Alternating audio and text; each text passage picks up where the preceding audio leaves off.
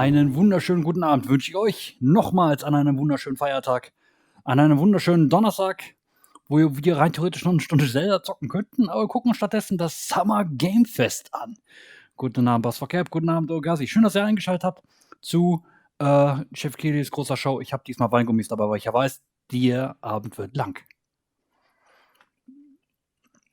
Ne? Summer Game Fest, danach Day of the Devs und danach Devolver. Großes Highlight am Ende.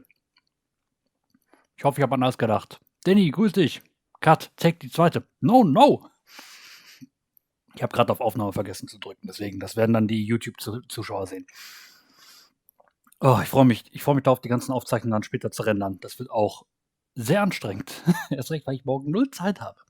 Naja, auf jeden Fall hört man schon richtig fancy Musik und ich würde mal sagen, ich hoffe, es klappt. Schalten wir mal rein. Oh. Ich war gerade überlegen, welches Fenster habe ich noch ausgewählt. Aber es passt. Gott sei Dank. Fantastic Show, guten Abend. Ja, wir sind hier und gucken das Summer Game Fest an. Geil.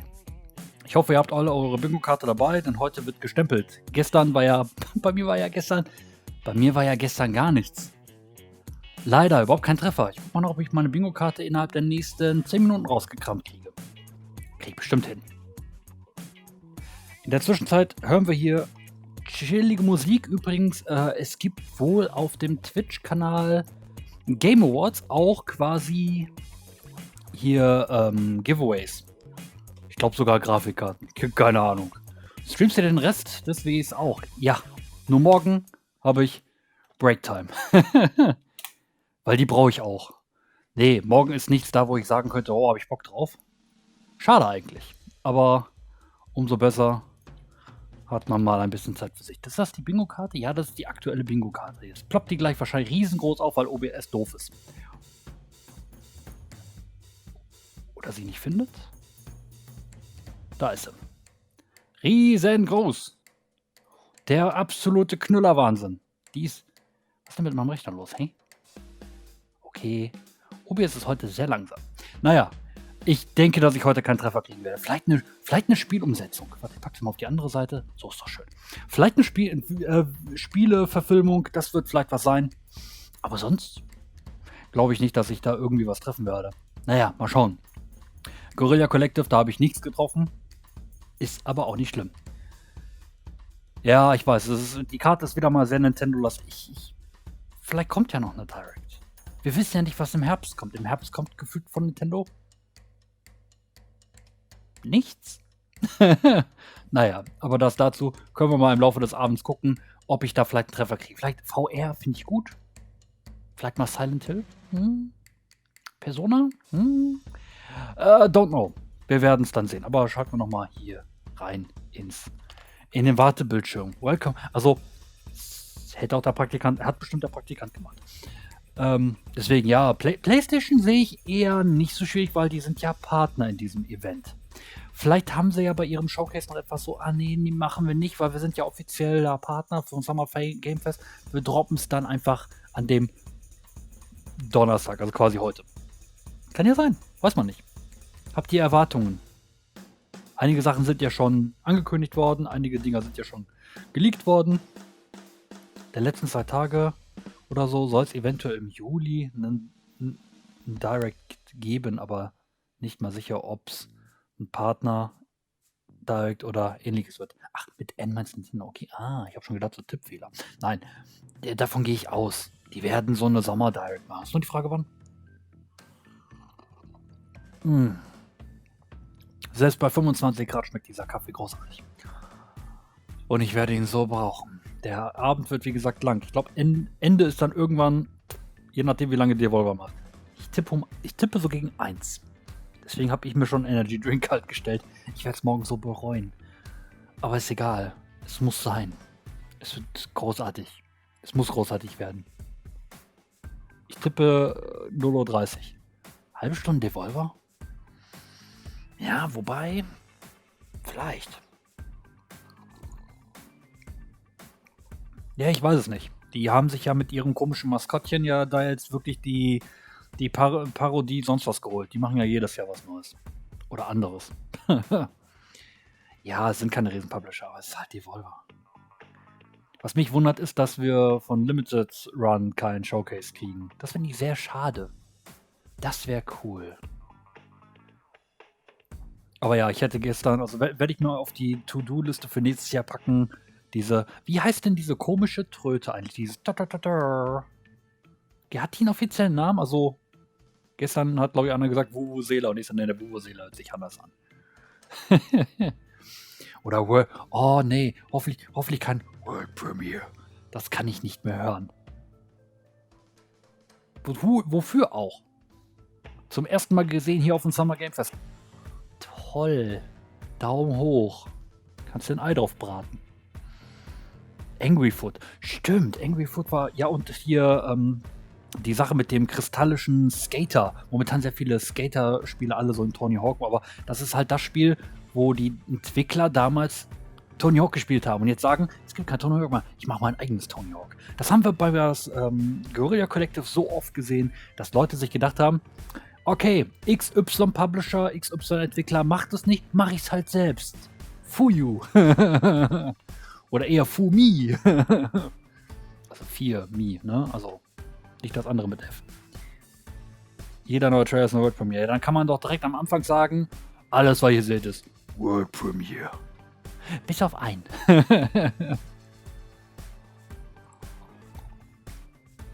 Ich glaube, das war auch bei Microsoft, war auch bei Geoff Keighley. Weiß der Teufel, wo die es alle haben. Ich habe auch festgestellt, der Name Summer of Gaming, den habe ich ja eiskalt von IGN geklaut. Habe ich erst heute gesehen, denkst du, oh, du musst es doch umbenennen. Naja, mache ich morgen. Der Zukunftsbifi wird mich fluchen. Ich werde es dann irgendwie den Spielesommer nennen oder so. Vielleicht habt ihr ja eine schöne Idee im Chat, wie man dieses ganze Event hier nennen kann in unserem Haus. In der sogenannten Couchschau. Ich bin sehr stolz auf den Namen.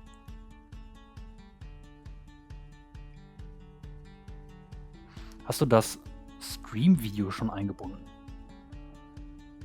Stream-Video? Wie meinst du das? Also das, was wir jetzt gerade sehen, ist von Twitch. Außer die legen schon los und kriegen über die Kretze.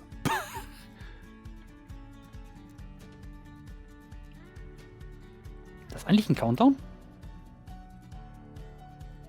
Ich höre nur Musik. Jetzt bin ich irritiert. Ah, nee, da ist doch was. Hier, da.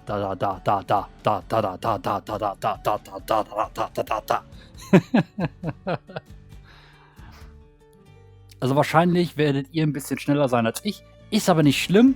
Dann habt ihr den sogenannten Muddin-Effekt. Ihr seht die Sachen früher. Könnt es gerne im Chat schreiben. Mir egal. Weil ich dann irgendwann sage, Chat aus.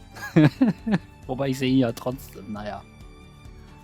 Mal schauen, wie lange ich dabei bin. Will eigentlich wieder zeitig ins Bettchen. Ja gut, die meisten müssen ja morgen auch leider wieder raus. Urlaub! Für so einen Blödsinn nehme ich mir Urlaub. Urlaub sollte da sein, dass man sich erholt. Spaß hat mit Familie, Freunde.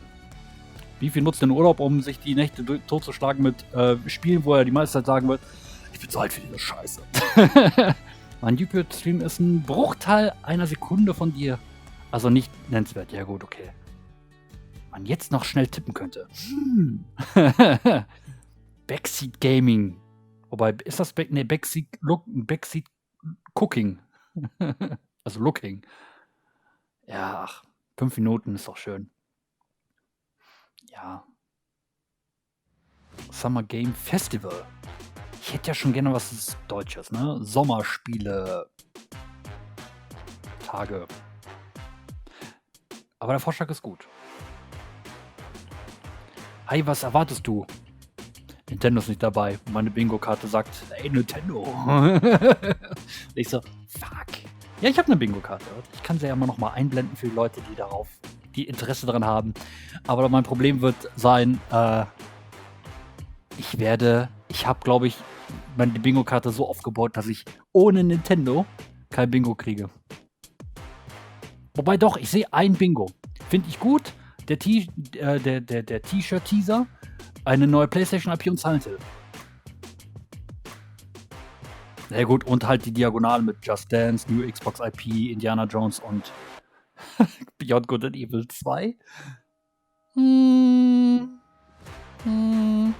Aber sonst immer Nintendo drin, ne? Ja, wobei ist auch Nintendo drin. Diagonale ist immer Nintendo drin. Ja, wie gesagt, ich beiß mir eigentlich schon wegen gestern ein bisschen den Popo, weil ich habe nicht mehr dran gedacht. World Premiere. Und diese blöde Tröte. Schon nervig.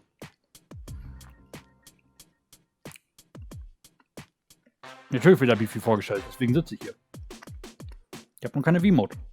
Warum habe ich keine V-Mode hier? Ha! Natürlich habe ich eine V-Mode hier. Aber er hat keine Batterie. Nein! Hast du eigentlich Bifi zum Essen da, Bifi? Nein. Ich habe hier das Material für einen guten Abend, wo ihr nicht das Gefühl habt, ich kaue euch einen vor. Upsa. Weingummis. Diesmal die Joghurt-Variante. Ich glaube, die wird langweilig. Es sind 2 Stunden. Ich kann es auch immer nicht nachvollziehen, warum man ein Showcase 2 Stunden lang macht. Das ist viel zu viel. Erst recht, wir wissen, Summer Game Fest, du siehst einen Trailer und danach kommen die Entwickler auf die Bühne und sagen, ja, mein Spiel ist besser als das, was davor war. Und das, was danach kommt. Denn wir sind gut. Wann kommt's raus? Vielleicht dieses Jahr, vielleicht nächstes Jahr, vielleicht auch das Jahr. Wann war nochmal Corona? Also, keine Ahnung. Mal schauen. Ich denke, dass wir vielleicht, also die Guerilla Collective hat gezeigt, in 2 Stunden kann man viel reinpacken. Und das muss jetzt einfach das Summer Game Fest ein bisschen toppen. Weniger Quatsch mit Entwickler, mehr. Aber ich erwarte jetzt nicht so viel. Eine Gasdrucktrompete ist halt eine Druckluftkartusche mit Tröte. Ja, aber gibt es dazu einen Namen, dass man sich quasi auf YouTube sich das mal gescheit anhören kann, um mal das auch mal, ne, oder gibt es irgendwo die Möglichkeit, sich das mal, ich will es nicht selber machen, verdammt. Wobei eigentlich sollte man es selber machen, ne? Ah, ich frage einfach ChatGPT, mach mir den Trötensound, alles klar. Weil sie zu faul sind, das auf 2 mal 1 Stunde zu kürzen. Na gut, Xbox macht ja eine Extended Version. Könnte das Summer Game Fest mit Geoff Keighley ja auch machen. Aber ist ja auch jetzt diesmal vor Live-Publikum das erste Mal wieder seit Corona. Könnte also doch interessant werden. Schlechter als Sony wird es aber auch schwer. Oh, gucken wir mal. Also die Messlatte ist noch ziemlich weit unten, denke ich. Tröte. Drucklufttrompete. Egal, ich mache sie nächstes Jahr in die Bingo Karte. Ich habe auch das Gefühl, irgendwann werde ich nur noch diese Effekts, Memes und sonstigen Blödsinn in dieser Bingo Karte haben. Weil ich von den neuen Spielen echt immer weniger Ahnung kriege. Also worauf ich mich vielleicht ein bisschen freue, ist vielleicht ein bisschen mehr Bildmaterial von Lies of P, auch wenn ich es nicht spielen werde. Aber das interessiert mich. So Pinocchio in Souls-like, wow, warum nicht? Ein Trailer nach den anderen. Ja, so hat das der Guerilla Collective gezeigt, eins nach den anderen. So, dass man am Ende mitschreiben muss, eigentlich.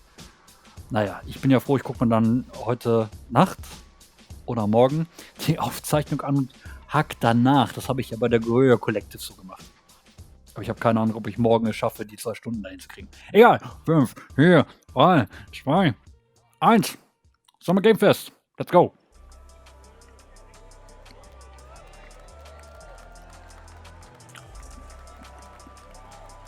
Man hört das Publikum.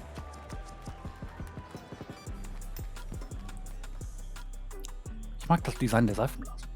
Please welcome to the stage the creator of the Game Awards, Geoff Keighley.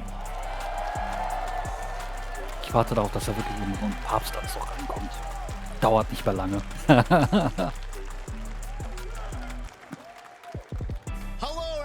Jetzt könnte man wieder sowas raushängen wie, oh, Mann, sieht der alt aus. Er ist berauer geworden. Aber gut, was erwarte ich von einem Jahr, ne?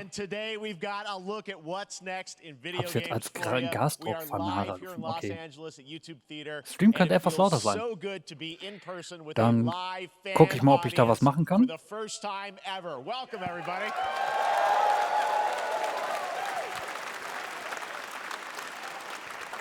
When I started Summer Game Fest back in 2020 from a spare bedroom, I never imagined it would grow into this. Today, the video game industry has come together to show you what's next. This is a cross-industry showcase, meaning no matter where you play games, Dankeschön. I hope you'll discover a new game to put Das on your live, wish live list. oder aufgezeichnet? The landscape Live. of video game events has certainly changed over the past few years, but one thing hasn't. There are a lot of great games in development, and our singular goal today is to get you excited about the future.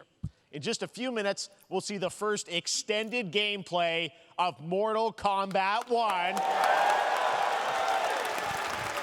It delivers, don't worry. Alan Wake 2, the reveal of Fortnite's next season, and yes, we do have a very special grand finale that you're not going to want to miss. That's all I'll say right now. But let's get right to the games and gameplay. The first reveal is something you're not expecting, which makes it that much more exciting. Here we go. Ah. Lang verschollen. Nee. Doch. Das ist Prince of Persia. Is cursed. Aber der Prinz sieht komisch aus. The prince has been kidnapped and taken to a forbidden land. All hope rests with us, the immortals, to rescue him and save the empire. But we weren't prepared for what was coming next.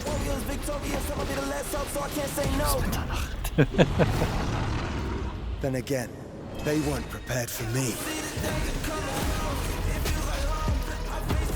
Ja, ich hab jetzt auch... Ja, wobei es kann auch einfach so ein Sidescroller Metroidvania. Sehr cool.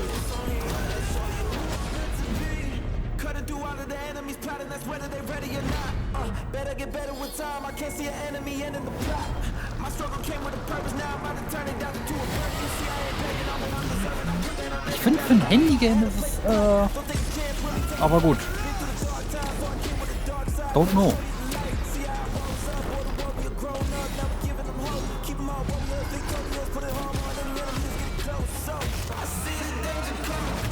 Bei der Musik, ja, natürlich, denk mal bei der Musik direkt an Prince of Persia. Weil ich krieg hier direkt diese Castlevania Mirror of Fate Vibes, weißt du?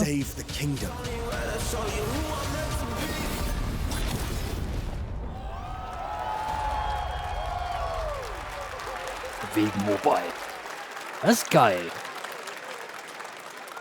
Das ist schon There's a little der surprise. Anfang. Prince of Persia: The Lost Crown is coming Lieber Geoff. in January 2024. A brand new action-adventure platformer in the iconic series with deep combat, some huge boss fights, and of course, Sah nicht so doll incredible aus. platforming, Ich puzzles, fand and das jetzt animation, eigentlich schon ein bisschen bringing a modern ansprechend. take on the legendary franchise. You'll be able to Na, see wenn's noch more at Metroidvania-Elemente Ubisoft hat, bin ich Forward, dabei. streaming on Monday as part of Summer Game Fest.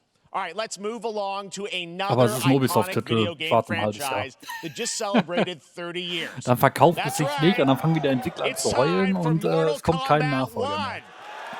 mehr. Naja. Couldn't keep you waiting on this one. It has been 4 years since MK11, and ever since, Ed Boon and the team at NetherRealm have been hard at work on the most ambitious MK yet that reboots the series into a new era timeline. And it's coming this September. Everyone has been asking, what does it look like? Who's on the roster? How do the new cameo fighters work? Well, now it is time for combat. No spoilers, but this video is literally insane. Here is an extended first look at the story, gameplay, and yes, of course, the fatalities of Mortal Kombat 1. Let's do it!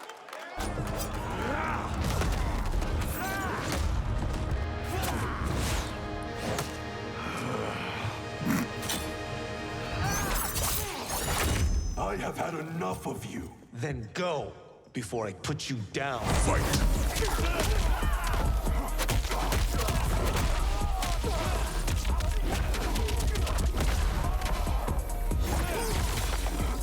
Oh, okay.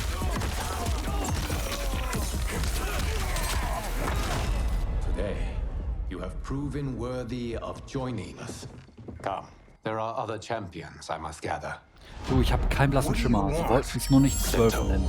It's my family blade. Sento's mine, and I won't give it up without a fight.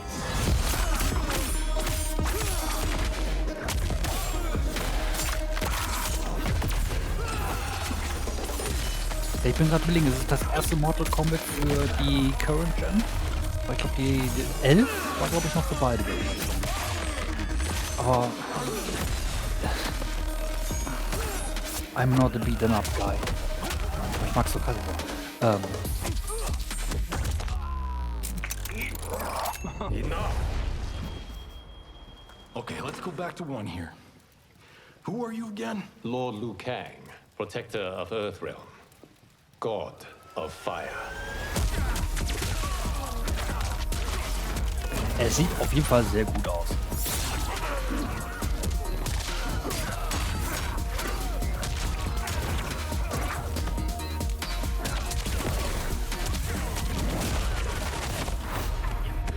You have skills, Raiden, but you're inexperienced. Whatever experience I lack, I make up for in heart.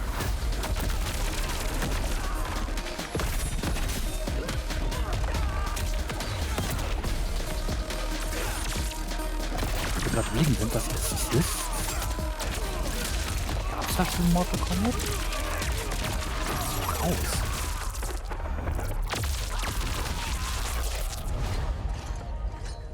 If your disease becomes known, you will be banished.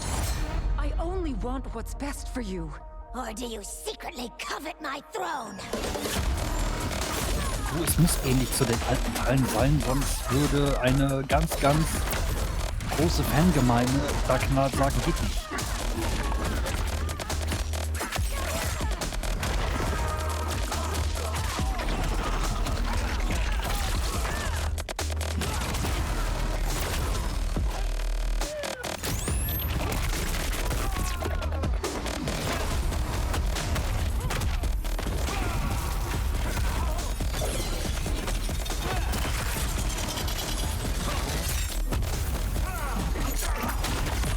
Letztes Jahr habe ich bei Callisto Protokoll mal geguckt mit Sachen. Jetzt ist es Mortal Kombat.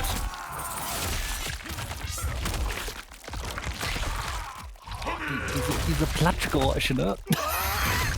Oh.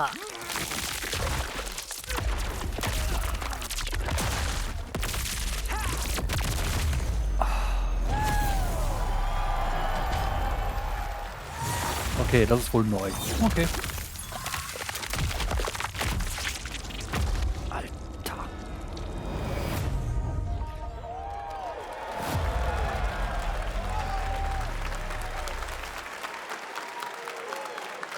Dass man Leute zerteilen kann? Ja, das sind ja Fatalities, dafür steht ja die Serie. I mean, that was pretty good, right, guys? Aber Now, I'm sure you have many questions ist about okay. what we Die just saw, Fanbase and ist to tell begeistert. you more, I am so honored to welcome to Summer Game Fest one of our industry's greatest creators, a man who has been loyal to the same franchise and fan base for more than 3 decades. Please join me in welcoming to Summer Game Muss Fest noch niemals the 22 creator Uhr. of Ja, ist ja Mortal in Kombat, Amiland pups Ed egal. Boon.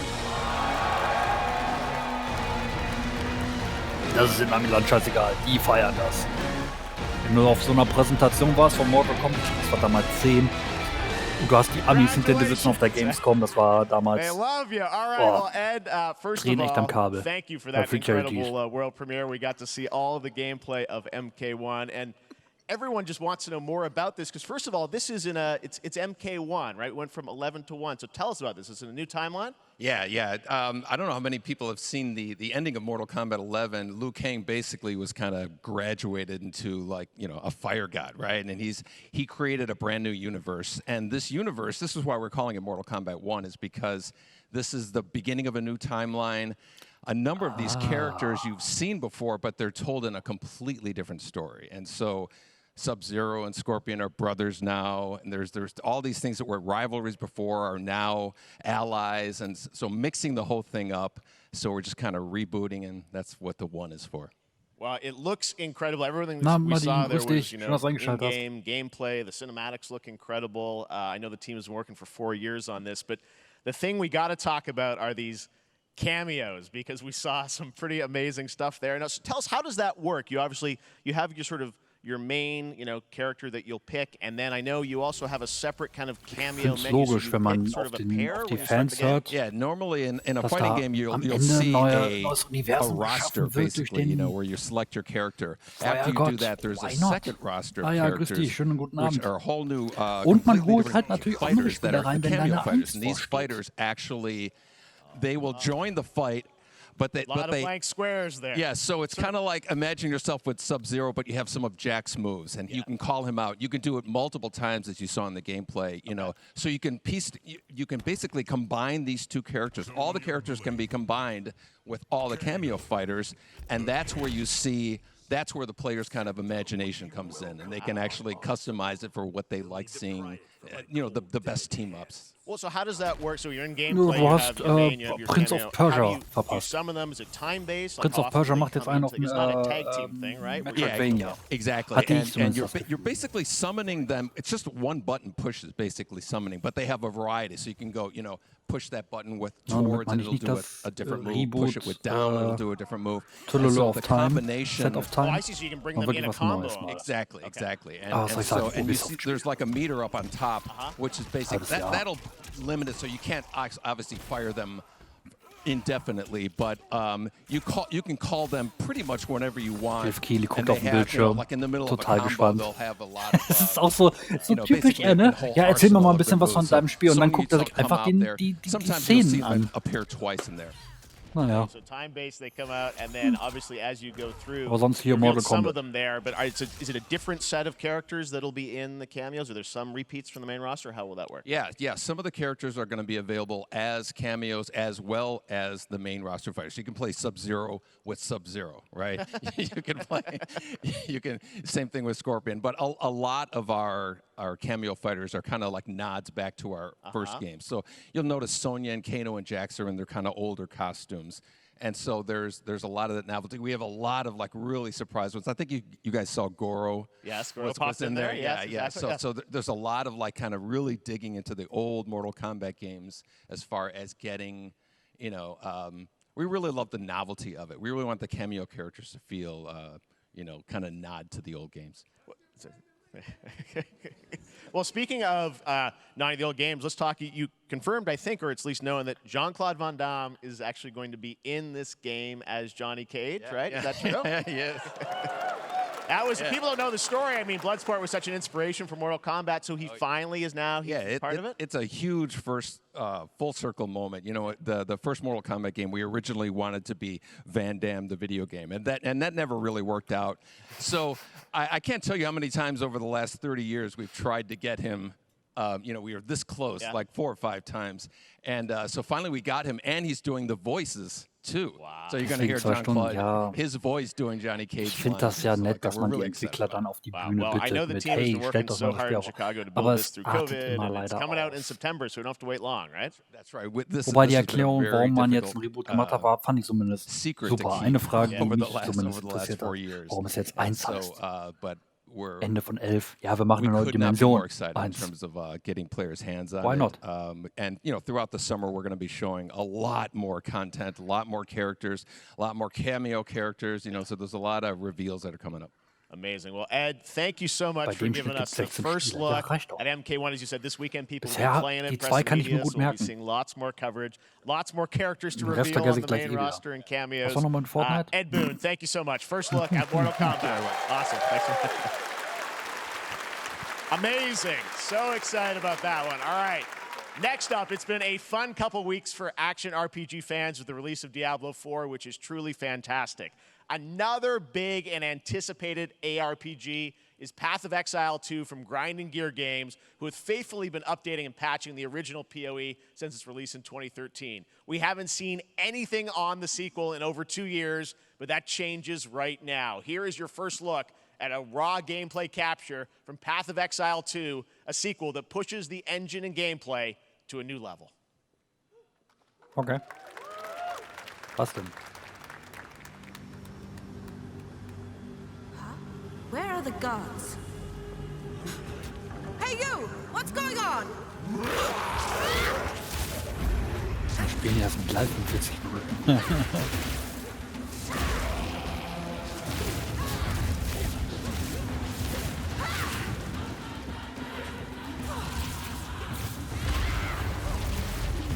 Nein, das ist nicht dieses Diablo 4, oder? Nein, haben die doch gerade gesagt, das ist nicht Diablo 4, weil es ist ein anderes Action-Rollenspiel. So, anderes Action-Rollenspiel, was ich noch kenne, Secret.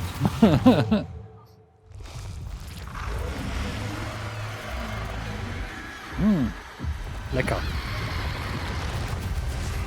Ach so, jetzt stimmt, das gibt's ja auch noch. Path of Exile 2.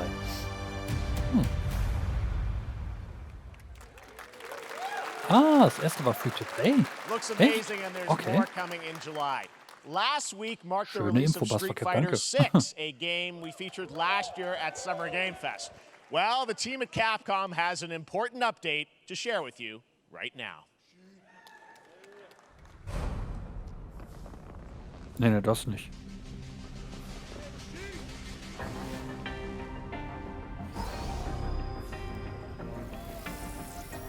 Okay. Haben sie den ausgegraben. Warum heben die sich das denn nicht für Montag auf? Aber okay.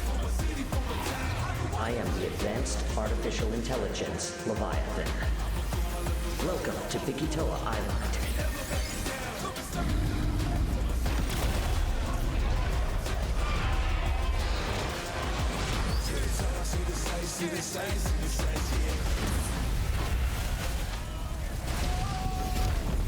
Okay.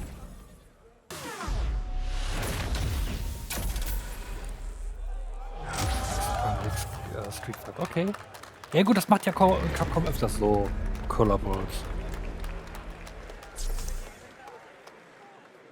Exoprimal Day One Game Pass. I'm guessing Ryu from Street Fighter facing off against a dinosaur probably wasn't on your bingo card for today's show.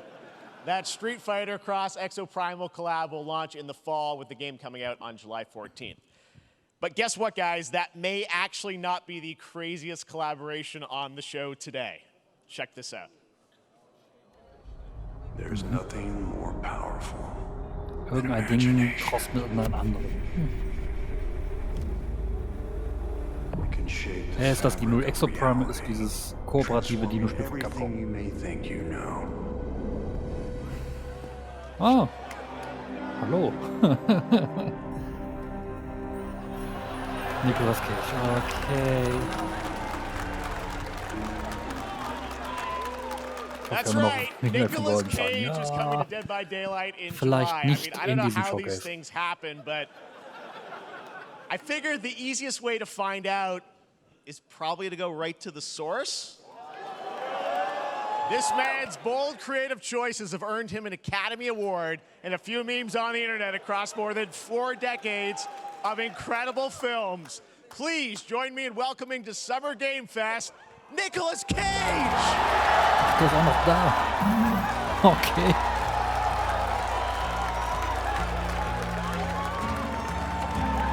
Seriously.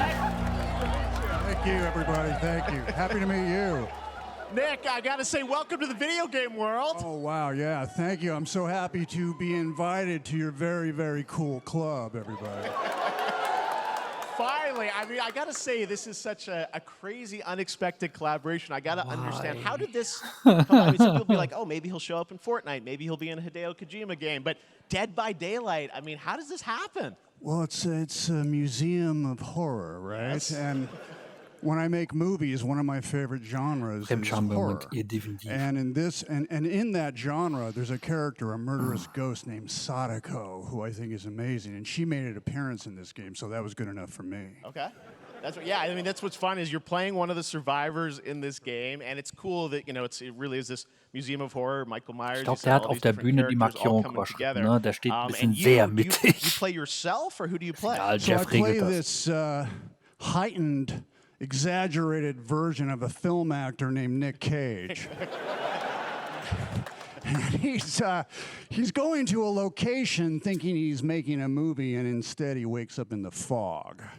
And in the fog, he's surrounded by crows and serial killers, and it's rather amusing. And there's something about it that I think, as a survivor, is like a bonding Star Trek, experience. grüß dich. It's a bit Schön, like dass du hide and eingeschaltet go hast. seek. You have your 3 other teammates who are survivors with you, and it's teamwork. You're working together to pull through, and I like that. And so that was a large reason for wanting to do it as well. That feeling of bonding with your friends. Egal, Jeff hat And versprochen, you're fully das into Ende this. I wird know you toll. heard your voice in there, so you recorded lines for it and everything? See, I want you to know when you're playing the Nick Da Cage ertrage ich auch Survivor, I jetzt even noch have when you're Nicolas choosing Cage. your skins, I even say, always remember to dress to match your talent. I want you to know that you're with me, that we're one, that we're fused. And so it was Toller als important to me Nicolas that Cage. everything I do, everything I say, from the scream to the grunt, down Wenn ich to mich the am most Ende noch dran minimal, erinnere, ob es besser ist, dann sage ich am Ende, exasperated wenn es wirklich für expression mich of schlecht ist, a sage ich sigh, nur, whatever it is, ach, it's warum hat my das Nicolas voice, Cage so that nicht we gemacht? are fused. All right. Fully method, Nick Cage. I love it. I mean, this is so fun. This game, as you said, is such an awesome kind of, collaboration with so many different characters. For you, I mean, how did Hätten auch you lieber find out einen about Dead Entwickler by von Daylight? Capcom Do you know much einstellen about the video können. game? Somebody Bisschen bei very important in Exoprimal my family is a philosophieren Dead by lassen. Daylight enthusiast, Okay. and that really put the hook in. Ha, pun intended. Ich lehne mich mal zurück, weg mich, ganz vorbei ist. See, Dead by An mir geht der Daylight to nicht. me was an opportunity to nicht weg. branch out. I've never been invited into this space before. Yeah. I'm always looking for new adventures. So this to me was like, wow, I can make a whole new audience, meet a whole new audience, and branch out and go on this Dead by Daylight adventure. I didn't say, it took me nothing but a split second to say yes. And speaking about split seconds, what what I noticed, excuse me, sinuses, allergies. What I noticed was that every move you make when you're doing this, when you're in the gaming space, it's timed down to the split second. It's a very immersive experience when you're acting out in this space, because every move, every grunt, every sigh you make has to be timed perfectly with the gamer's moves. So Yep. that was something that I learned from this, and I'm always looking to learn something. Well, we love having you in the video game world. We want to see Nick Cage in more games. Moving Thank forward. you. Thanks, guys. Nick, thank you so much. Hopefully the first of many. Nicolas Ach, Dead by Cage, great to see you, man. Awesome. There you go. Lock it in. Ja, Mensch, da, Now, for all of you who want to play Nick Cage in Dead by Daylight, the chapter officially alt comes ist Dead out by on July Daylight? 25th on PC and console. But 5? PC players So can wie try viel- it so earlier die by Strecke, die da downloading the hinten player stehen? test build on July 5th. And here's an exclusive first look at Nicolas Cage in Dead by Daylight. so, jetzt sehen wir noch ein bisschen Gameplay. Toll!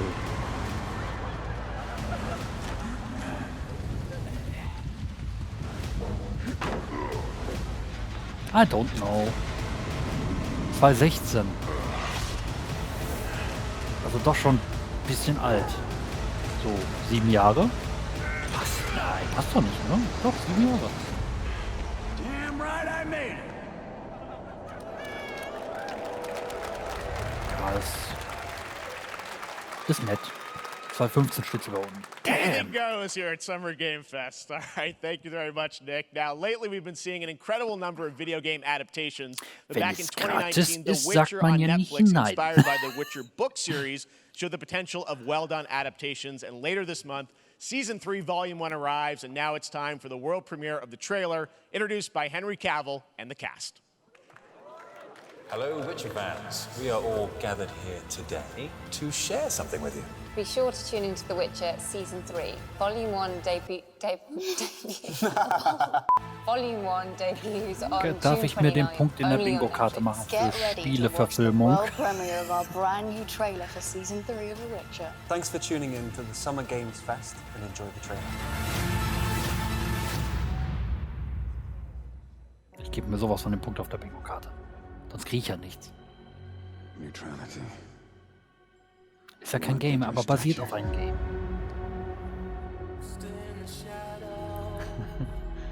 But it'll certainly help in keeping you alive.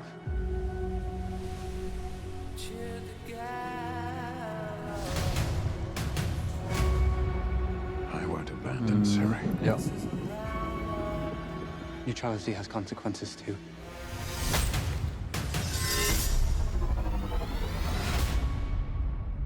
You're right. Embrace. Well, that's deeply worrying.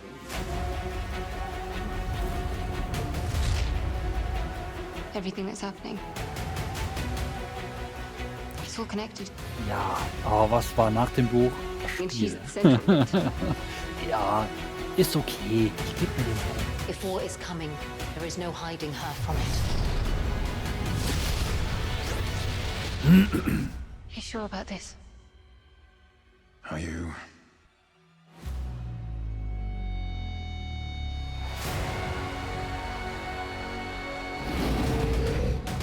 Irgendwie jener Kinofilm. This Summer. Ja, gut. Sommer ist halt Kinozeit. Oder Film-Serienzeit.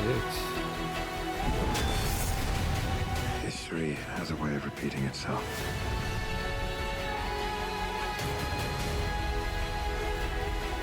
The dangers we've seen foretell an even more menacing future. For the first time, I understand real fear.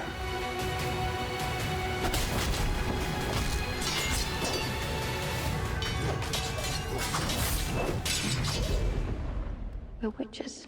Is that so?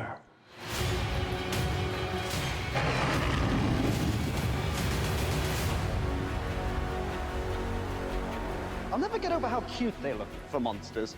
And they're like, no, please, don't hurt me. And then, wow! Fangs. Just like a boatload of fangs. All up in your business.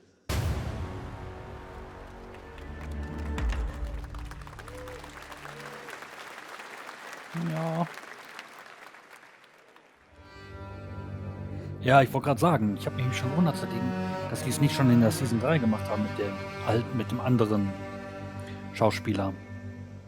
Deswegen war ich gerade die ganze Zeit gucken so, ist er das? Ja, eigentlich ist er das, ne? Ist dann wahrscheinlich erst mit Season 4, ne?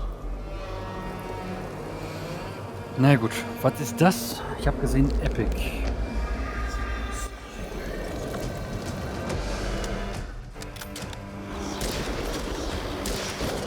Okay.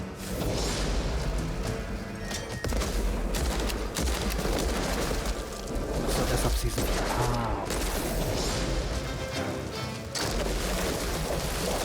Ist halt witzig. Season 3 ist noch nicht draußen und sie haben und Netflix hat schon Verträge für die 4. Staffel. Nicht schlecht.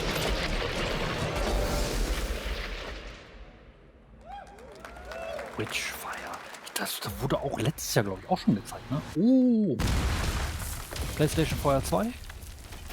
Ah. Das ist doch hier, ist das nicht Dings da?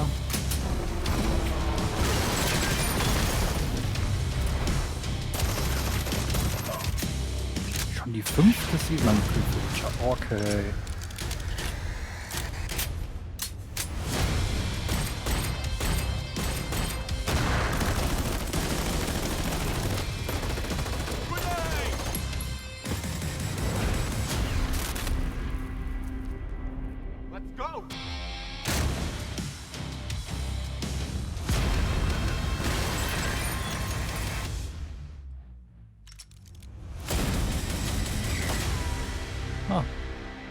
Crossfire, stimmt, das war's.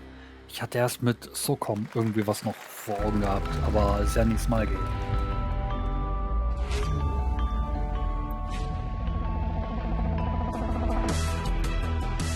Naja, Werbung für ein paar Monitore darf auch nicht fehlen. We have no choice. The root will destroy. Und das haben wir gestern schon gesehen, das ist Remender oder so.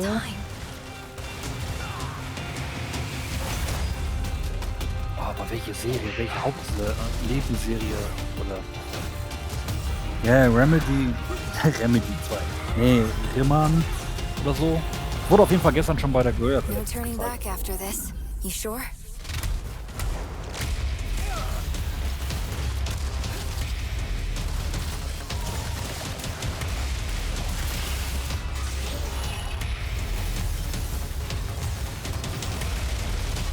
Remedy war nicht wieder. Dankeschön, Orgasm.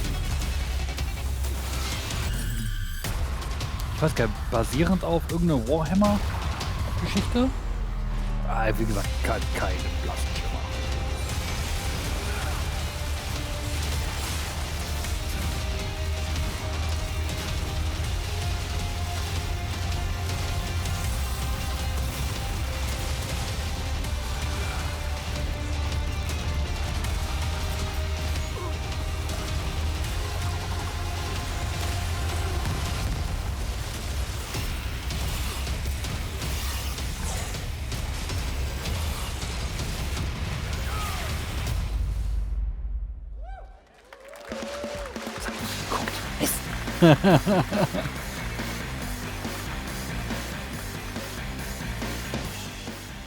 All right, we have much more Summer Game Fest to come, including a first look at the gameplay of Alan Wake 2, the world premiere of the new season of Fortnite, Call of Duty Season 4, and maybe a few more surprises for you. As we go through today's reveals, use the hashtag gaming on TikTok to react to the news. And we want to welcome everyone co-streaming the show live on TikTok, Twitch, YouTube, and other platforms. For those of you on Twitch, we also have a special Warframe Twitch drop, a free Steinax Warframe for watching more than 30 minutes of the show. Now, speaking of surprises, another legendary gaming hero is set to return later this year in a brand new game built from the ground up in a style that I think is going to get this fan base and longtime fans of video games very excited. Here's another Summer Game Fest global game announcement. New thrills with a classic feel. Okay.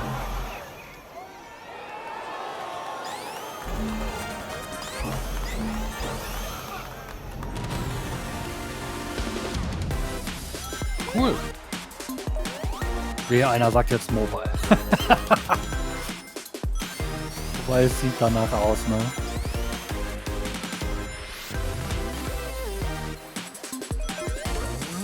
Ja,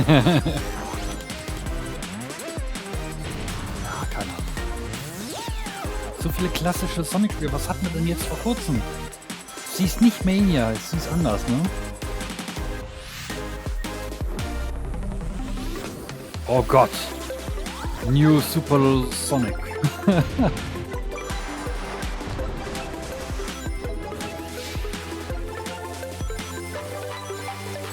Die Quallen.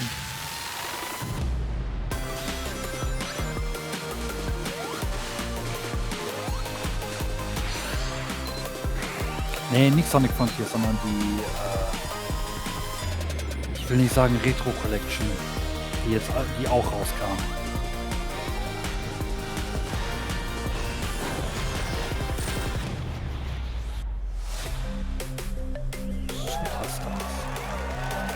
Kein Mobile? Origins, Dankeschön.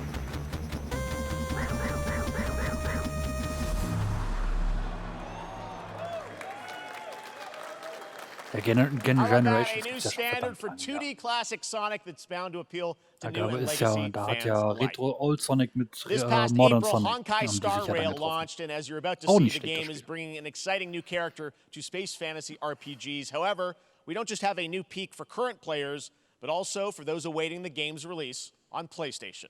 Take a look. I wish this universe had a few more things to do. Don't you get bored running across the map every day? Team Trailblaze back from duty. Mission 1 accomplished. Where's our next hier ist es dann nochmal. I can't wait.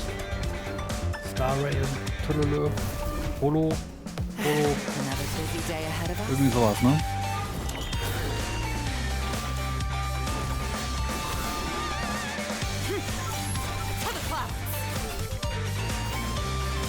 Honkai, Dankeschön. Dankeschön, was noch?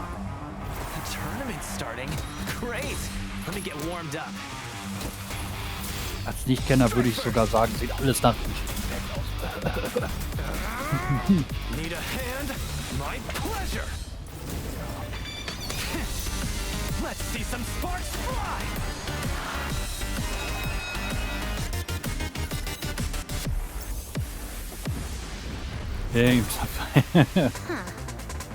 Never mind. I miscalculated. Can you let me have some fun this time? Time for a buzz. Extra speed, too slow. Genshin Impact hätte ich gespielt, wenn es für die Switch rausgekommen wäre. Aber ja. Later this year on PlayStation. All right, inspired by the story of Pinocchio, Lies of P is a Soulsborne-like game from the team at NeoWiz, which is coming to Game Pass, PlayStation, and PC this year. Well, if you're wondering exactly when, we have news to share if you want its release with this brand new nicht trailer. Echtzeit. Rundenbasiertes Rollenspiel.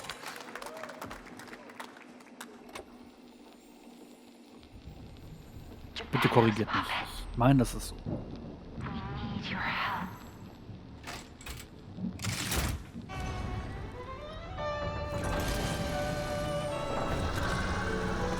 Ah, Slice of Pea.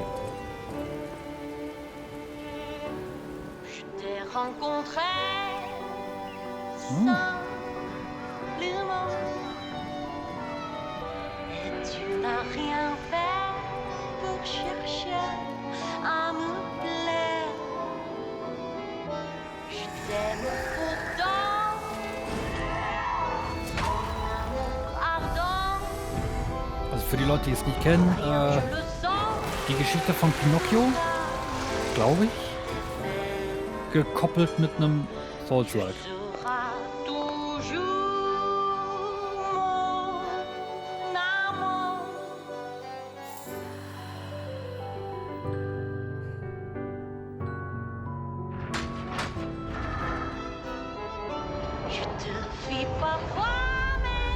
Oh, die Originalgeschichte von Pinocchio ist schon ziemlich düster. Ne, wenn man jetzt nicht die Disney-Variante, wobei Disney ist auch da schon ziemlich gruselig.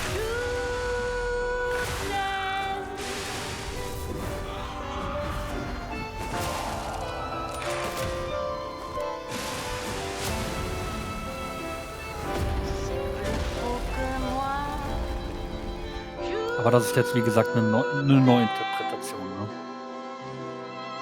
Listen, pal. Nice landing, but let's not make it a habit. Ah, also stimmte das geleakte Datum aus dem japanischen Amazon-Konto. Cool. Ja, und Demo kann man jetzt spielen, auch nicht schlecht. That's right, a demo for Lies of P is now available across PlayStation, Xbox, and PC. Check it out and prepare for the release on September 19th. Now it's time for the reveal of a visually stunning new game based on a classic manga with a story and world created by one of the most celebrated anime artists of all time. This is one of those games that I feel lucky we get to reveal for the first time here at Summer Game Nö, auch auf Fest. And I PC, think you'll auf be pretty Steam. hyped once you see the gameplay, all built in Unreal Engine 5. Here we go.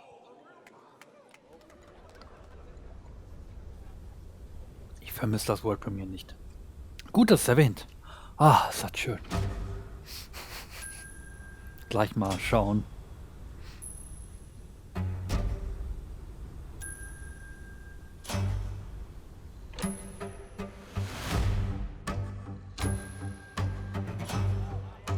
Ach, das ist doch hier... Ich hätte fast Dragon Quest gesagt, dieses aber nicht, ne? Aber es ist vom gleichen Zeichner. Genau, Toriyama. Aber wie ist es denn nochmal?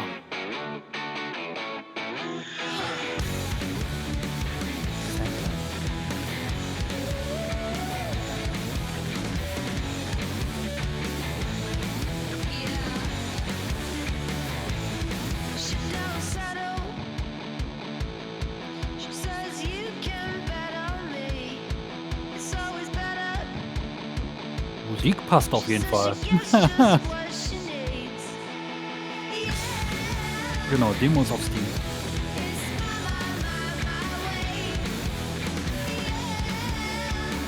Sandler, Tatsache. Was für Kappa 3. Okay, ich nehme alles. Cool.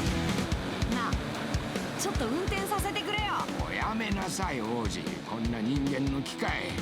いいぞ、やってみるか。いいのか？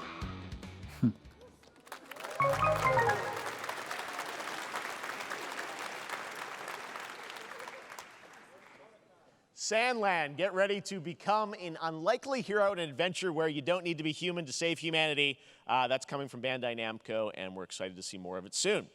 Independent games are such an important part of the industry, and one thing that's very important to us at Summer Game Fest is supporting those creators as well.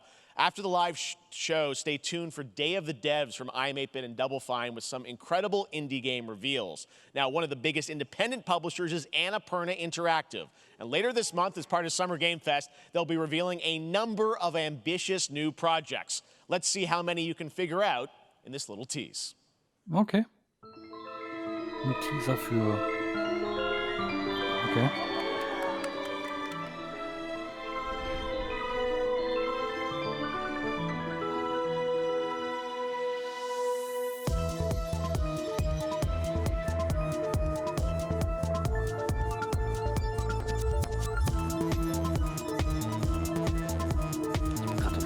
weit ist es noch draußen?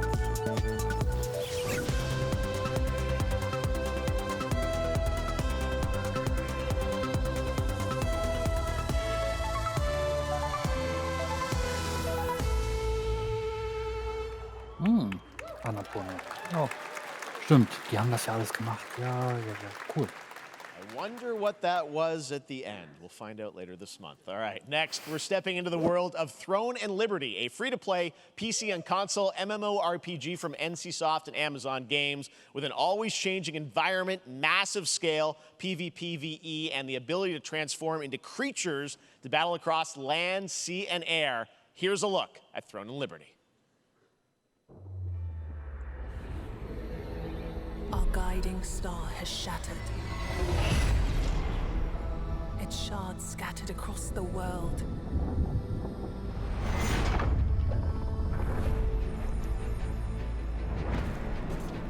An ancient evil searches for these lost fragments, destroying anything in their path. You must find them. Harness their power and put down this threat once and for all.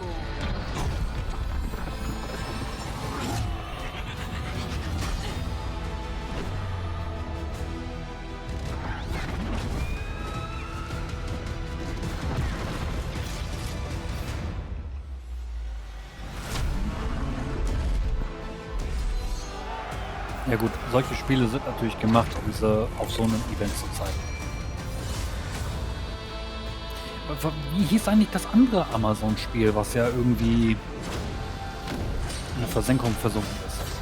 Aber Amazon hat viele Spiele gepublished, die entweder in der Versenkung verschwunden sind oder sogar offline sind.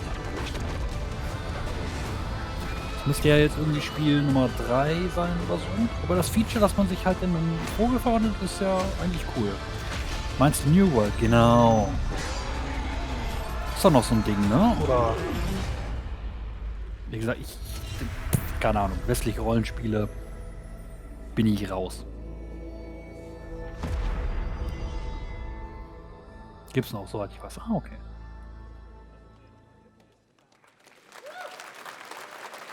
Looks great. I also want to say hello to everybody watching on Steam right now. I'm sorry we don't have any free Steam Decks for you right now, but on June 19th, Steam Next Fest does return, giving fans a chance to try out hundreds of new in-development games. One of them is the free-to-play medieval fantasy sword-fighting game Warhaven from Nexon, which lets you transform into supernatural immortals. Here's a new look. Warhaven, was? Gott, ich werde zu alt für diesen Scheiß. Ich kenn's nämlich nicht. Aber vielleicht muss ich es auch nicht kennen. Die große Ära der MMORPGs ist durch. Ja, sie müsste mal revolutioniert werden.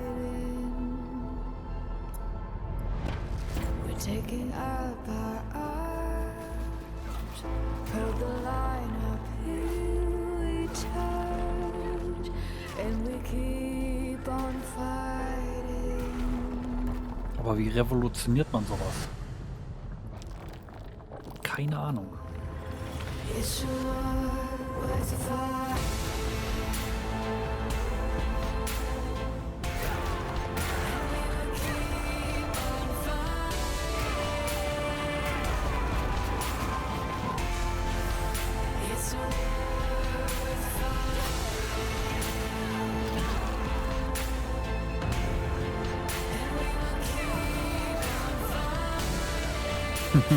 Zelda?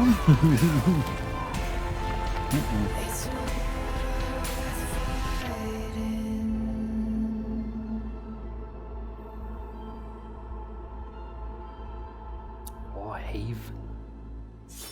Ja.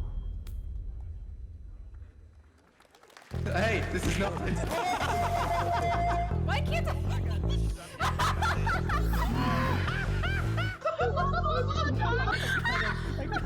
Das erinnert so an Gang Beast, aber ich weiß ganz genau, das haben wir letztes Jahr auch, glaube ich, gezeigt. Irgendwas mit Animals, ne? Party-Animals.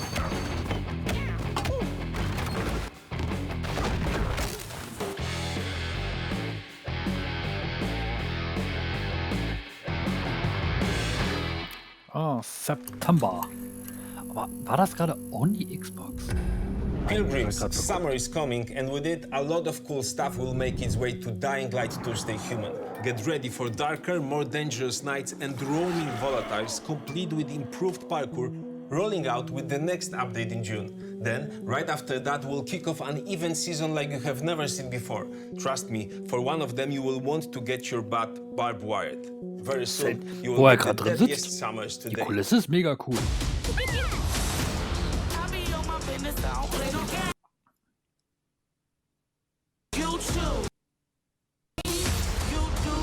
Ich hab grad schon gedacht, was ist jetzt kaputt. Ja gut, Crash Rumble war das, glaube ich, ne? Kommt das nicht jetzt auch erst raus oder so?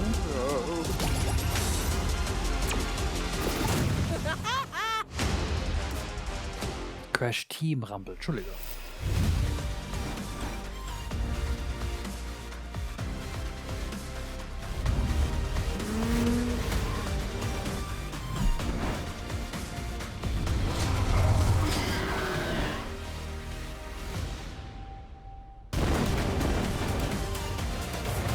Sämtliche Plattformen an einem Fernseher zu haben, ist halt auch nicht schlecht.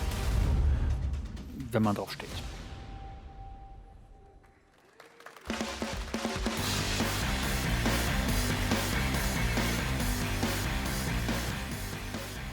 Welcome back to Summer Game Fest. Isn't that great? By the way, Crash Team Rumble is going to feature playable Ripperoo and Engine, Neo Cortex's right-hand guy in Season 1. Now, it's time to change the topic and descend into madness. Joining me is a guy who was last on stage at the Game Awards 2021 to announce Alan Wake 2. He's come all the way from Finland. Please welcome from Remedy, Sam Lake.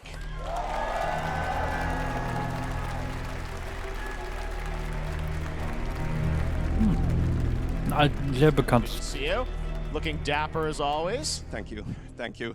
Well, we are so excited because when you announced Alan Wake 2 at the Game Awards, you said 2023. We are in 2023. It's coming this October, and we are so excited about this, Sam. I know it's been a long time coming for fans and for you. 13 years since the first Alan Wake. So tell us a bit about what can we expect in the sequel. Yeah. It's been quite a journey, yes. Yeah.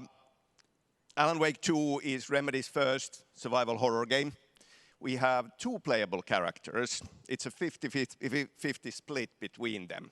They are on their own separate, terrifying journeys through two different worlds, and yet it's all connected. And the player gets to switch between them at given points in the story as they choose. Yeah, we saw, obviously, at the PlayStation event, you revealed Saga, the second character. Tell us a bit about her. She's in Bright Falls, and she's sort of living a narrative that Alan has written. Is that right? Well, that's a good question to ask going into this. So, yes, we have Alan Wake, our title character, of course, trying to escape from the nightmare dimension of the dark place. Yes. And then we have Saga, our new hero, FBI agent, coming to the Pacific Northwest small town of Bright Falls, together with her partner, Alex Casey. So kompatibel zur alten Xbox One. So how, and they're somehow linked in some way, right? They are coming to investigate a series of ritualistic murders. Okay. And very quickly, the investigation turns into a nightmare when they discover pages of a horror story, maybe written by a certain missing writer. By the initials AEW. And this horror story starts to come true around them. Interesting. So obviously it's, Alan is still going to be playable in the game. We're going to experience his journey. But Saga, this is sort of new character, and there is that sort of link. Tell us a bit about, you said, split 50-50. Do they have separate missions? Because I think you can play them in sort of different sequences or orders if you want, right? Yeah, we go into the experience playing as Saga. Okay. And It's Müsste man eigentlich noch mal sequel, rauskramen. War ein schönes Spiel auf but der it's also a Xbox 360. standalone experience. We are not expecting everybody to do homework if they have not played the original game. This can be enjoyed Du as findest ihn ein bisschen, Saga ich doesn't finde ihn know anything eigentlich, about the lore, ist about ein the bisschen, supernatural a little bit. in this world. She will be going in very quickly. Aber she has to learn to survive, and with that, all the players will be on that journey with her. And then we open up the experience so that you can hop to play Alan Wake in the dark place as he's trying to find his way out. And you can keep on playing as Saga in the Pacific Northwest as the investigation goes on. And you are free to switch between them. There are a lot of connection points in many surprising ways, but there is no right way to play through this. You can choose. You can go on as Alan all the way close to the end, or as Saga, or you can keep hopping between these two sides of it. Well, you're always so good at kind of telling challenging, interesting narratives in unique ways. I mean, Remedy's always been known for that, and you especially. So we can't wait to see how these stories intertwine, I'm sure, throughout the experience. Today, though, die I Gefahr know you bei brought Twitter with you direkt drüber zu some stolpern gameplay oder bei of anderen Saga's sozialen adventure. We're Netzwerken just going einfach to zu see a groß. raw segment of the game, right? Yeah, raw Das sind halt 2 gameplay Stunden, wir for haben the first gleich time erstmal die ever. erste rum. This is early on from the experience. They're hyped, Sam. They're ready for it. So tell us, what are we going to see? What supernatural forces of darkness have brought the murder victim, in this case, back to life as a monster. And Saga is outside Pride Falls at Cauldron Lake, trying to find him and stop him. Okay, with that, let's take a look at raw, unedited gameplay from Alan Wake 2. Thanks, Sam. Thank you.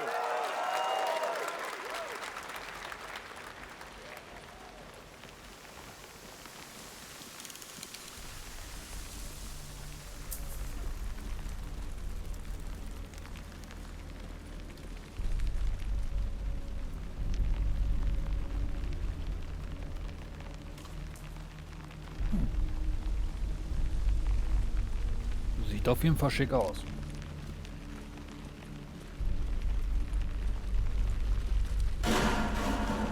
Sounds like somebody's home.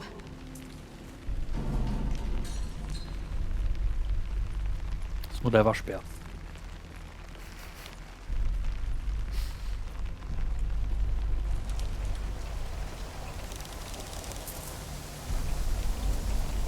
Das ist nur der Wind.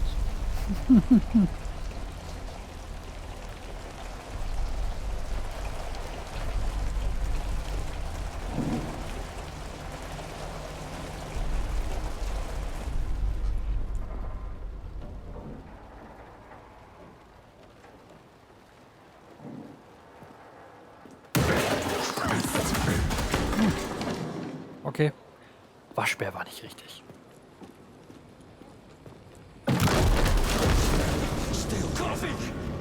Verdammt, Waschbär ist immer noch nicht richtig.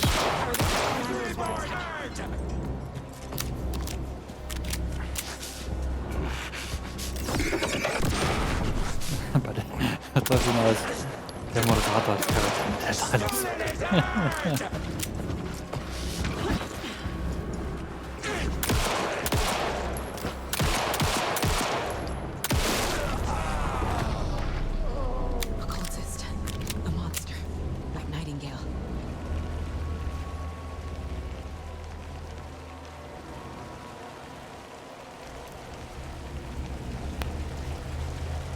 FBI, we're coming in.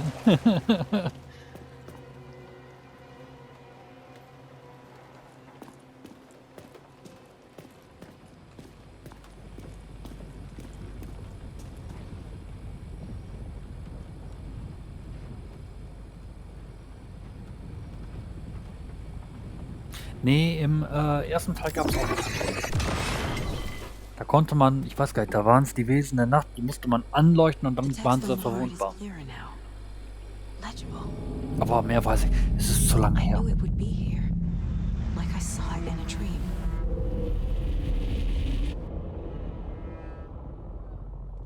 I'm glad you're on this case with me, Anderson. Killer left a message. Das ist der Bassverkehrsbestätiger. Gott sei Dank. We were all trapped in a Herr. horror story. The horror story wanted us dead. There's something I'm forgetting. Something important. Something's not right!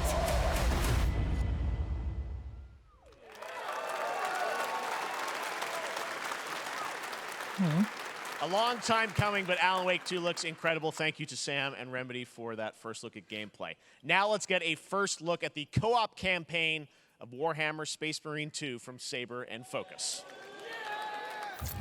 Also ich muss sagen, Summer Game Fest, besser als letztes Jahr. They engaged us on 2 planets, Avarax and Kadaku. I'll be straight with you, Titus. Oder war das diese Opening Night Live mit Sci-Fi, Horror, Sci-Fi, Horror, Sci-Fi, Horror, Sci-Fi, Horror, Sci-Fi, Horror? No, Captain.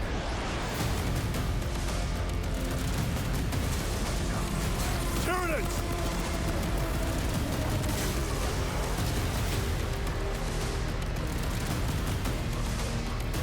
My pledge is eternal service. Xenos inbound! Eviscerate this abomination! Ja, den Trailer kannte man ja. Aus Gameplay.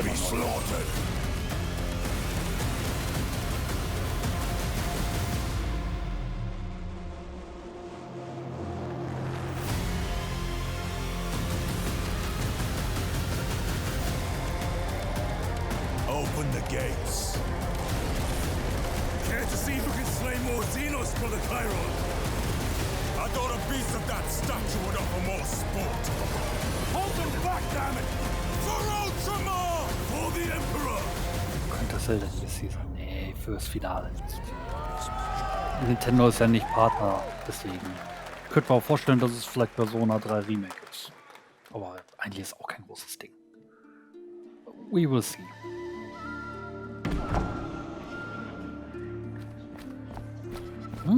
Pixelgrafik.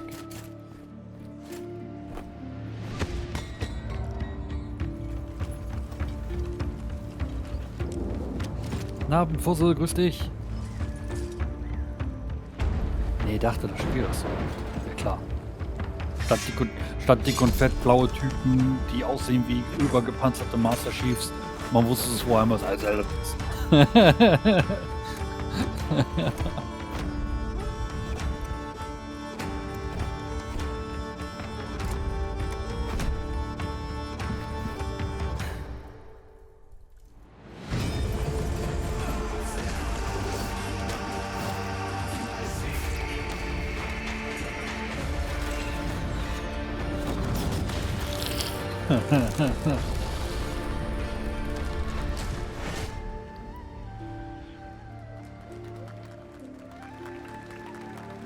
Yes, Your Grace. Okay.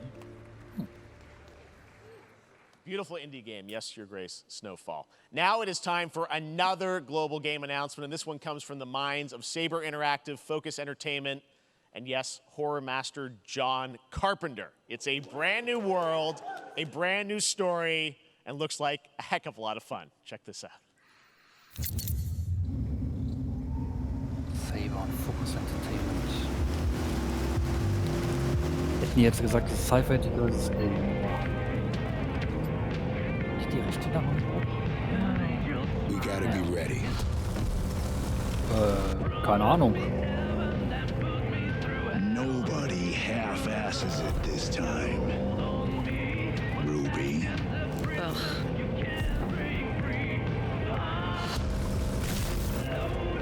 On my mark. 5, 4, 3, 2, 1. Oh.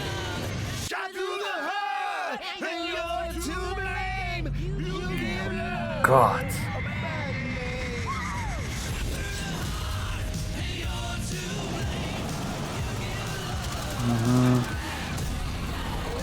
Ich sehe den Content-ID-Treffer jetzt schon vor meinem geistigen Auge, aber ich habe schon bei der Guerilla Collective schon 3 Stück gehabt, von daher.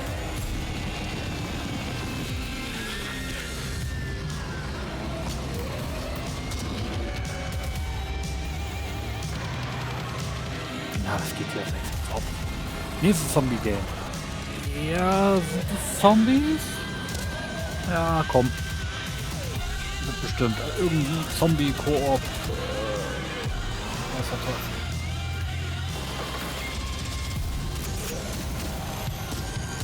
Aber mit Fokus sind Zähne jetzt nicht gerechnet. Jetzt bei irgendwas mit Zähne.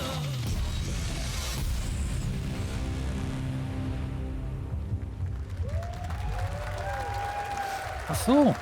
Also hat Beyond Good and Evil 2 eigentlich schon... More unexpected collaboration. Wie ist es denn nochmal? Duke Nukem Forever getoppt? Könnte passen, ne? All right. Well, this August brings the long-awaited full 1.0 release of Baldur's Gate 3. And today, a new member is joining the cast. We're about to see the reveal of Lord Baldur's Gate 3 denke ich mal, das Spiel ist the doch draußen. commander of a Aber nee, mechanical bestimmt immer noch army in of der Early Access, Steelwatchers. ne? He's a second antagonist and is voiced by a familiar name.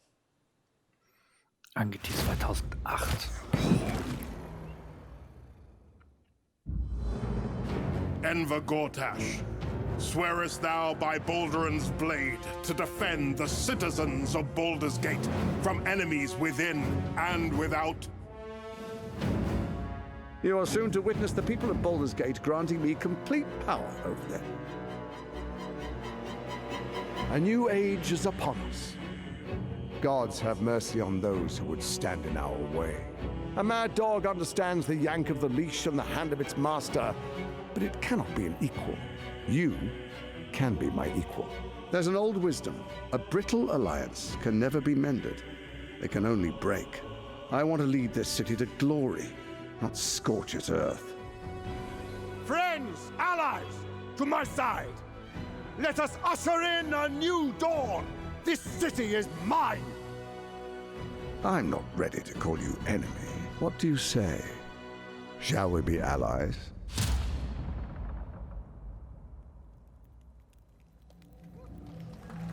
You said it was under control. It isn't you I answer to, Gortash.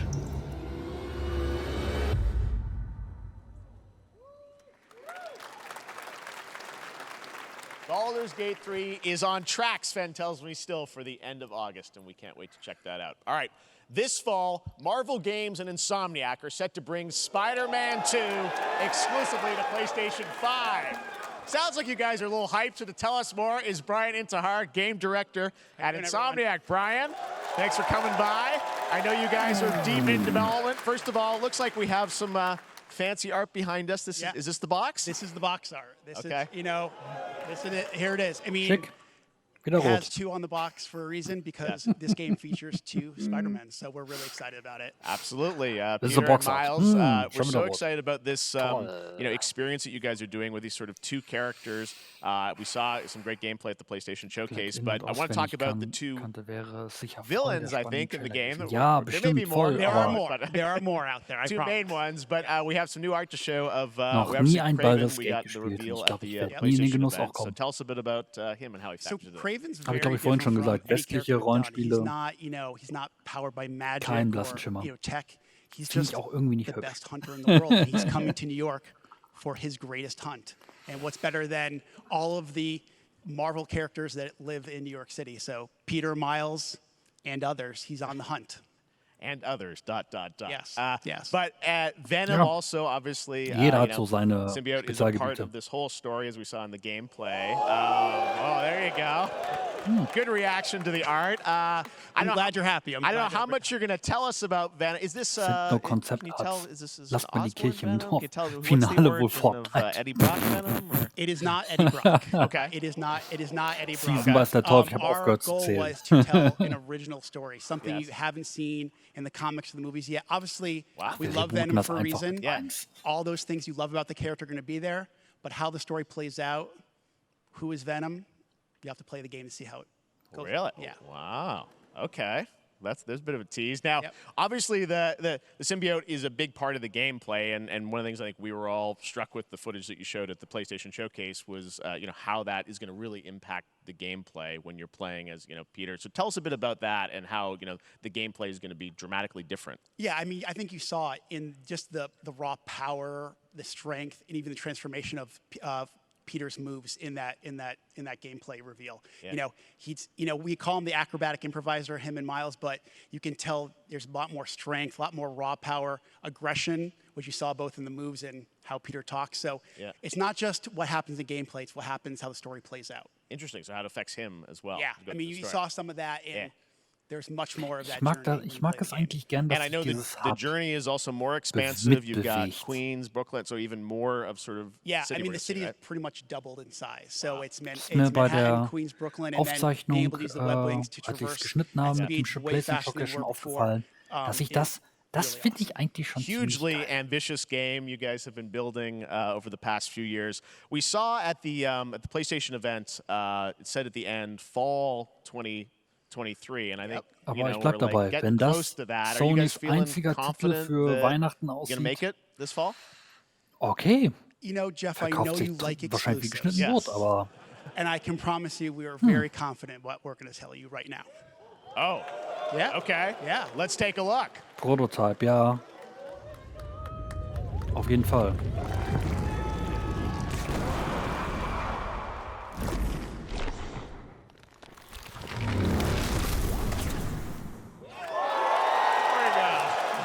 Jetzt hat man noch einen Release-Termin. Nailing it. October 20th. Spider-Man 2, exclusively for PlayStation 5. Got it.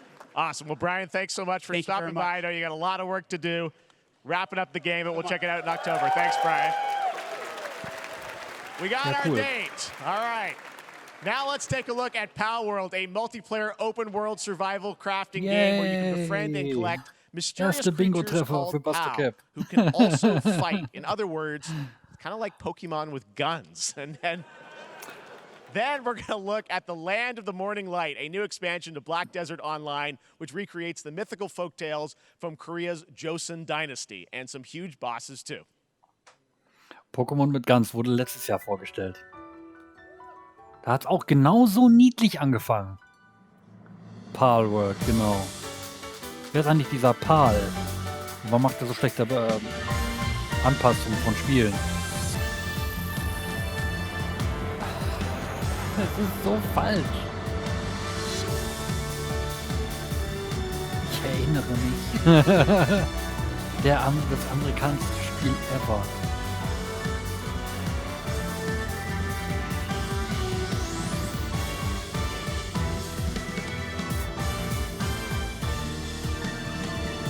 Ja, Temtem kann einpacken.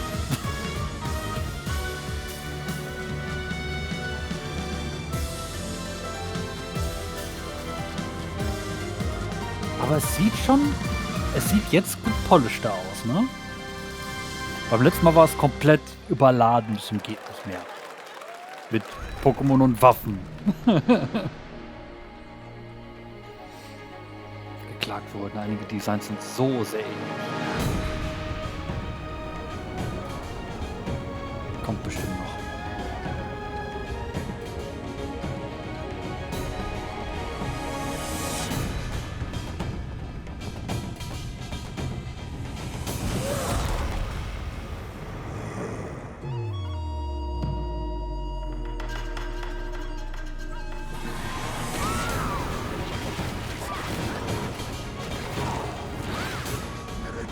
I don't think so.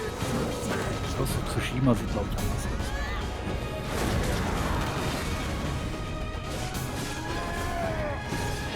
Nihon, ja. Wobei haben sie die Serie nicht gerebootet mit irgendwie Dynasty oder so? Land of the Morning Light, Black Desert. Wobei Pearl Abyss kein Our story is more than what hobbits and elves know. It is time we told it ourselves. With hammer and axe we mine and scout. Across Middle-earth, delving for riches.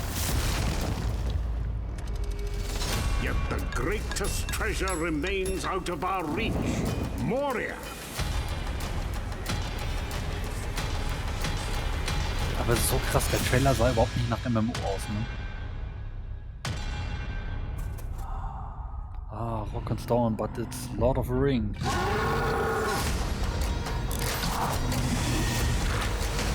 Ja gut. Come, my fellow dwarves. Rally together. It's time we took back our home. Direkt mal gucken, wer entwickelt's? Die Leute von Gollum? Nein.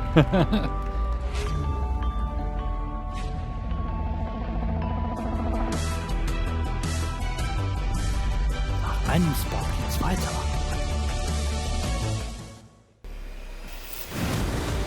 Ja. Okay, nach 2 Spots geht weiter. Ja, Werbung ist ein bisschen, aber es geht ja. 2 Blöcke sind es. Hoffentlich. 2?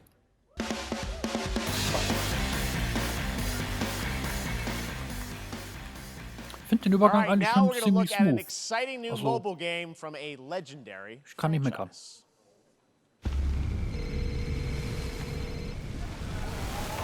So, jetzt habt ihr euer Mobile Game.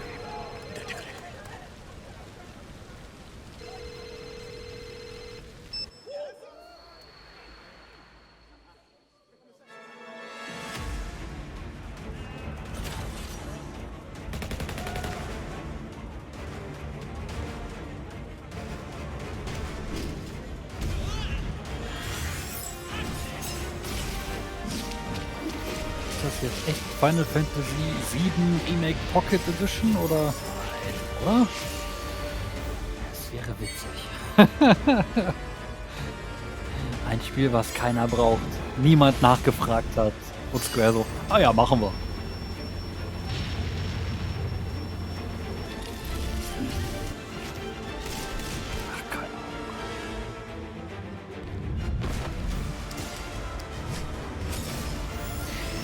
Wann kommen die Gacha-Mechaniken?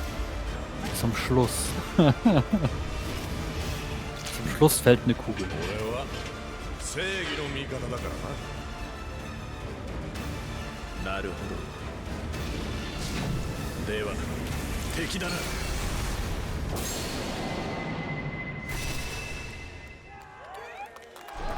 Ever Crisis, okay. Free registration for Final Fantasy VII Ever Crisis has just started, and users will have the chance to participate in an upcoming closed beta test. Now, speaking of Final Fantasy... No. Today, during Summer Game Fest, DoorDash has your back. You can get a free burrito when you order from Taco Bell using the code GameFest. Plus, get the chance to win a Final Fantasy 16 prize pack. DoorDash, stay in your game. Yep, we got you. All right. Now here's a look at a game we debuted last year at TGA. Cool wäre, wenn die sowas schon gemacht hätten, hier so eine Pocket Edition wie damals bei 15. Das würde dann auch auf der Switch laufen.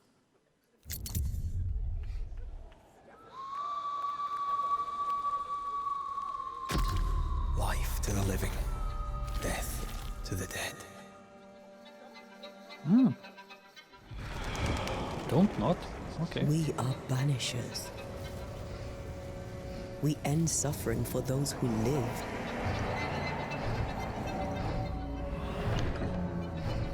We bring closure to those who don't. I want us back, Red. I want revenge on what killed me. I want to live.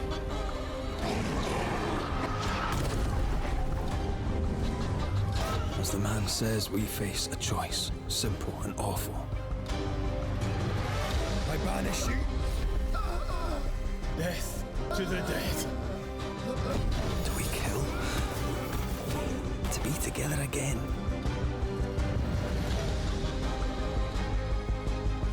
Or do we part forever?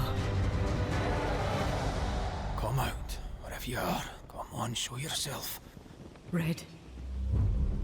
Every bloody time.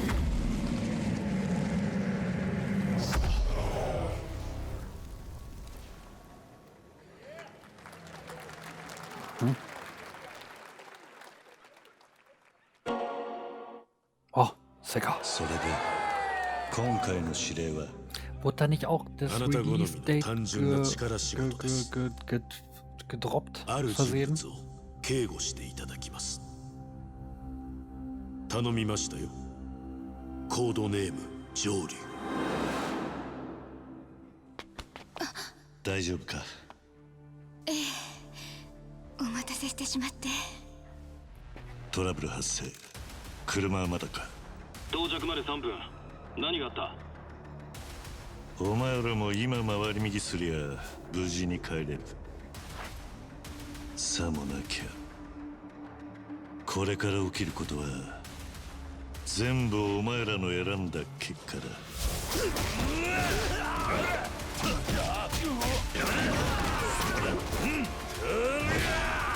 Okay.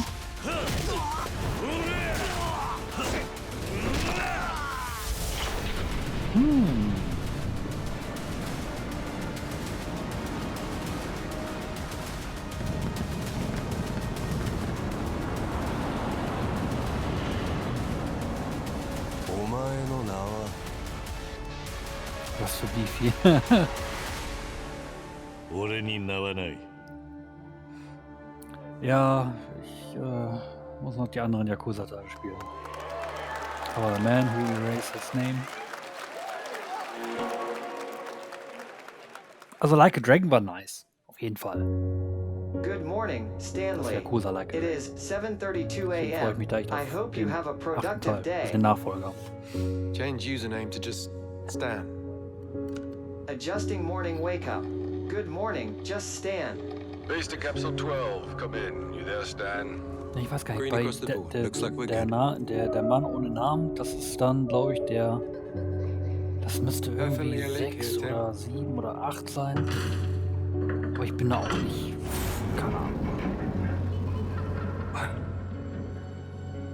How long has it been Ich müsste now? mich einfach mal ransetzen und Zero weiterspielen nach x Jahren oder am besten neu starten. What sort of operation are they running down here? He shouldn't be here. Someone there? This doesn't make sense. Is someone else down here? No. Stan! Are you there?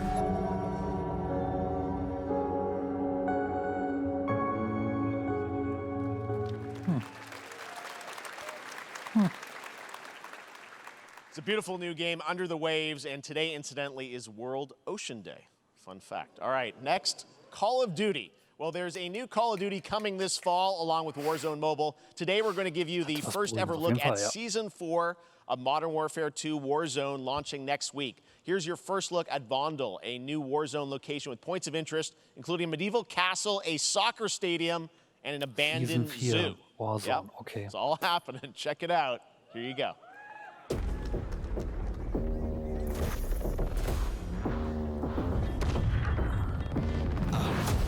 Trying to show you what we came to do. Only talking, making major moves. Rolls Royce, no top, me, no one will. Warzone war da auch Battle Royale, ne?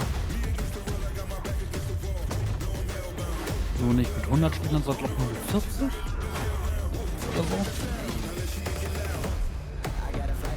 Hab da keinen blassen Schimmer. Bin da so raus. Black Ops 2 war toll. Hier Kill Confirmed, hier, wo man die Marken einsammeln konnte. Das war ein geiler Multiplayer.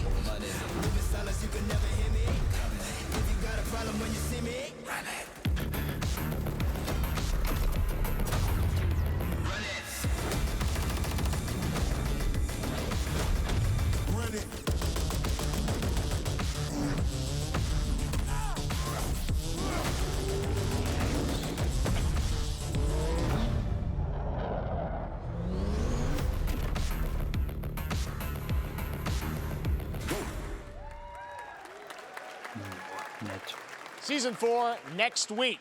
Today is a big day for video games, but also a huge day for Porsche. The iconic German automaker turns 75 years old today. And to celebrate their contributions in the automotive and gaming space, and we've all raced a 911 in some point at a game, Xbox has teamed up with Porsche for a limited edition run of 75 consoles inspired by 6 famous Porsche race cars. And I'm thrilled to debut the first design here today, inspired by the Porsche 963 that's racing this weekend at the 100th running of the 24 Hours of Le Mans. Let's take a look.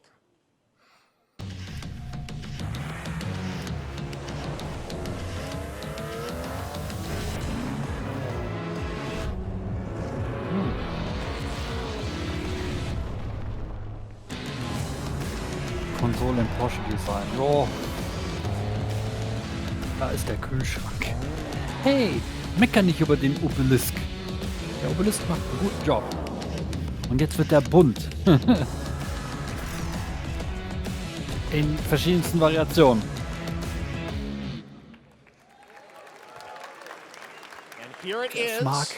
The Porsche Xbox Series X. These custom consoles are not for sale, but you can enter for a chance to win one right now at PorscheXboxSweepstakes.com. Make sure to stay tuned for the Porsche and Xbox social channels for additional opportunities to get your hands on these. Alter, der Controller sieht cooler aus. All right, next. Aber die Phoenix Konsole. Labs are building the next great entry into the cozy farm sim genre. We all like a cozy game inspired by classics like Animal Crossing and Stardew Valley. Previously announced for Nintendo Switch, there's now some exciting news for PC players too. Let's take a look at Fae Farm. Dear friend, life in Azoria's been Das war's treating von you well. Buddy. Days Und jetzt wird man Buddy sagen, spiel ich schon. Lass mich hier liegen. Before I know it, they turn into seasons. It's been a breath of fresh air. I think we found a way to get cozy and settle in.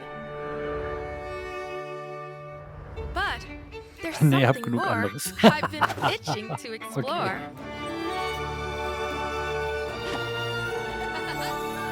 Realms where magic comes to meet us. As long as we're prepared, we can face anything. Oh, ist ja geil. Eine Kanone, die gleichzeitig ein Esel sein könnte. There's so much yet to discover. Are you ready? Wenigstens hat sie auch Multiplayer, ja. 8. September. We promised variety. There it is. Fae Farm and Mortal Kombat in the same show, only at Summer Game Fest. Now, please welcome Ben Brode, Chief Development Officer and Mortal flannel Kombat, enthusiast at 9. Second September, Dinner, ne? the developers behind the popular wird sich besser collectible verkaufen? card game Marvel Snap. What's up, Ben? Man, you guys have been on fire. Last time I saw you was at the Game Awards when you won Best Mobile Game. Seems like you've been very busy. We're excited about the Spider-Verse content you've been doing. Lots going on over there, right? Yeah, it's been exciting. We've been doing a bunch of new features, some of the wildest cards we've ever made, and some new game modes. Yeah. Yeah, new game. Is that a segue, Ben? Certainly, yeah. I'm excited to announce Marvel Snap's biggest update ever. We have a new game mode coming next week. Also Mortal Fae Farm, wo man dann quasi Fatalities macht und dann die Reste der Gegner über das Feld streut, damit dann blutige Kraut rauskommt. Ich glaube, das würde ich sogar kaufen. Aber ich sag's mal nicht zu laut, am Ende entwickelt das doch noch. That's you. You're made for YouTube. All right. Well, we heard you brought something fun Genau, sind with you for us to watch, right? Oh, yeah. So, listen. I am incredible at card games, so I often win. But some people, and maybe you've had this experience, Geoff, some people lose. Yeah. Okay. Fair. And I like to think it's because they suck. No offense, Geoff. Yeah. But sometimes, sometimes it's because they might just be a little bit unlucky. Cue the tape. Oh, snap. Okay, I don't have an ideal hand of cards here, but that's fine. I'll see what I draw in future turns. Anyway, let's reveal the first location. Lamuntis 1. Each player destroys their deck. Okay, I guess I will work with what I have. I'll play Medusa on location number 2. She gets +2 power. And let's see the next location. Clover Dangerfield has a 25% chance of destroying your cow. Okay, well, I mean, 25% isn't that bad. And it's gone. Okay, well, I have some powerful cards in my hand, so I can just wait. Let's see the next location. The Big Barn. Players cannot play 4, 5, or 6 cost cows. You gotta be kidding me. Also, if you don't play a card this turn, you have 0 friends. No, you're just being mean.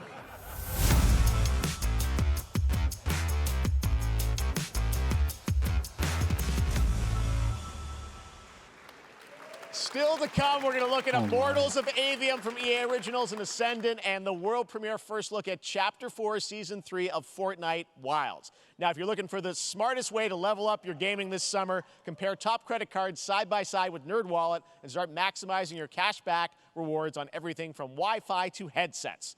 Now, here's a look at King Arthur Legends Rise, a new cross-platform UE5 game for mobile and PC, a Fantasy Squad RPG adventure that is Marvel available Snap to ist, glaube ich, pre-register ein today. Kartenspiel. Sonst war das einfach nur gerade Comedy pur.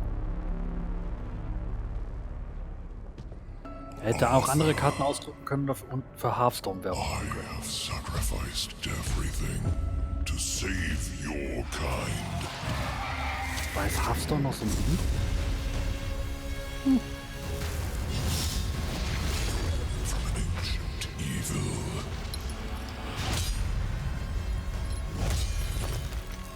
Fight with honor. Vanquish the wicked. And you may prove worthy of your legacy.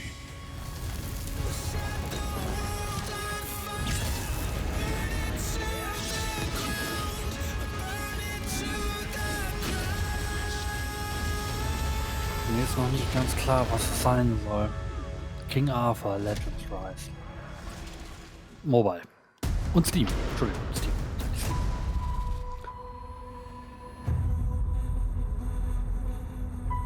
Wayfinders. Do you remember the fall?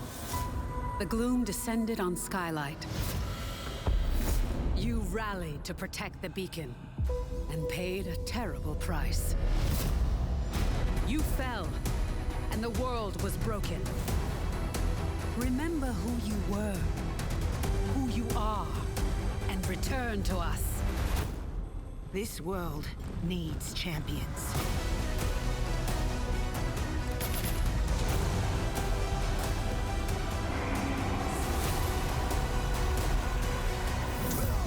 Alle Spiele, die ich nicht kenne. Wayfinder.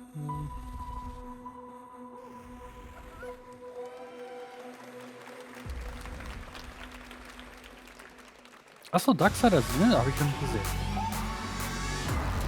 Also, da ist endlich die Packung Fortnite für gute Haut.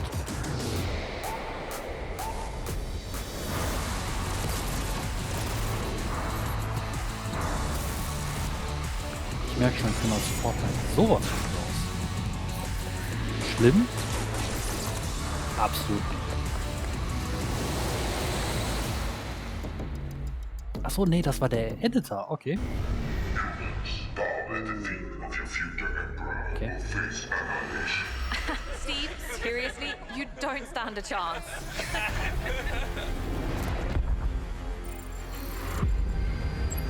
Project under construction.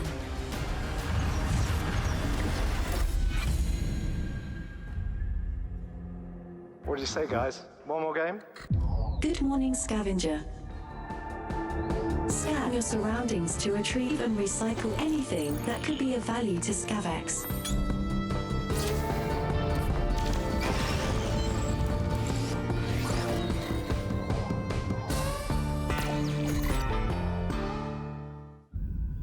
Captain's log, stardate Also jetzt hauen sie aber hier 43152.4. ganz schön viel raus, ne? Our fleet is cautiously entering hostile territory, and the crew is standing by in case anyone contact. We are the Borg. Lower your shields and surrender your ships. Your culture will adapt to service us. Resistance is futile.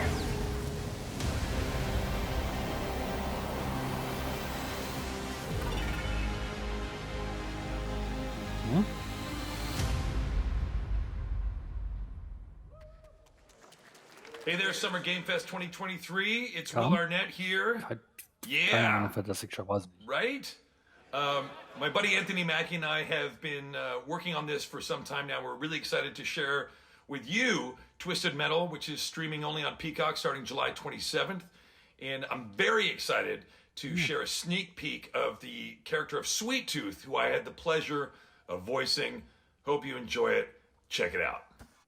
This is gonna be fun.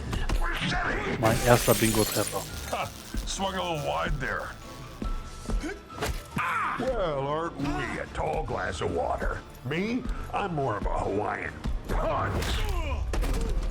I'm guessing you don't fight much outside of your car now, do you? Wenn's ein Film ist. Oder sehen.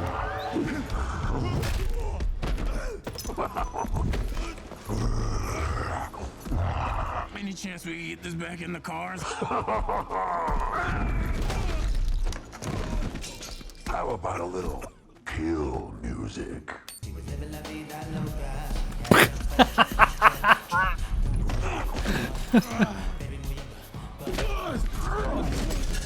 She had dumps like a truck. That's like what? All night long. Let me see that thong. Like it when the beat go. Baby, let your booty go. Girl, do you want to show? The thong. Do you love the silver-haired god? Don't lie to me. Yeah, man. Look, I listened to Unleash the Dragon so many times the disc broke. I'm not a liar. You said you were coming to my show, and then you shot at me. There's a misunderstanding. I've been getting shot at ever since I can remember. It's forced habit, I guess. Sounds like you have trust issues.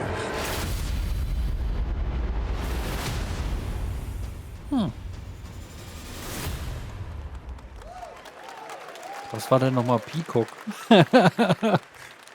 Who hasn't dreamt of duplicating oneself in order to multitask? Interessant. This new hack and slash game with a tactical twist allows you to do just that. Brought to you from France, here's the world premiere Aber reveal cool. trailer of Lysfanga, the time glaub, shift ich kann mir warrior, hier coming later this year to PC. Also spätestens jetzt, nachdem er gesagt bei Witcher, nee, ich spiele kein Goddess of time. Naja. Receive my light, Lysfanga. Let this power flow through you and fight again alongside your past selves. I'm here again.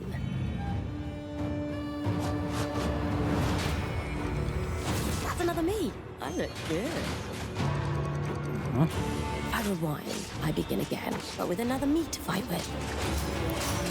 You're coming with me.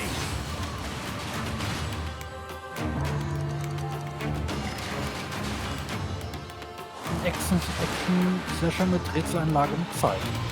You're not the only one who can be in multiple places at once. I will become Legion and crush these demons. Universal's Plattform ist Peacock. Ah, okay. Onwards! I can feel that there are more. Lysfanga. Very cool independent game. All right, next up is a brand new IP from Ascendant Studios, a single-player, first-person magic shooter called Immortals of Avium. It's fast and fluid. It's an FPS in a fantasy setting, kind of like Doom with magic. It also has a great cast led by Darren Barnett as the main character, Jack. He joins us now. Hey, Darren. Hey, guys. Great to have you with us. Doing? Thank you. This is such a cool game, super high production value, spectacular gameplay. Tell us about the guy you play. You're the main character, Jack, right? Yes, I am playing the main character, Jack, as seen behind me. He's a battle mage that controls all three forms of magic, triple threat.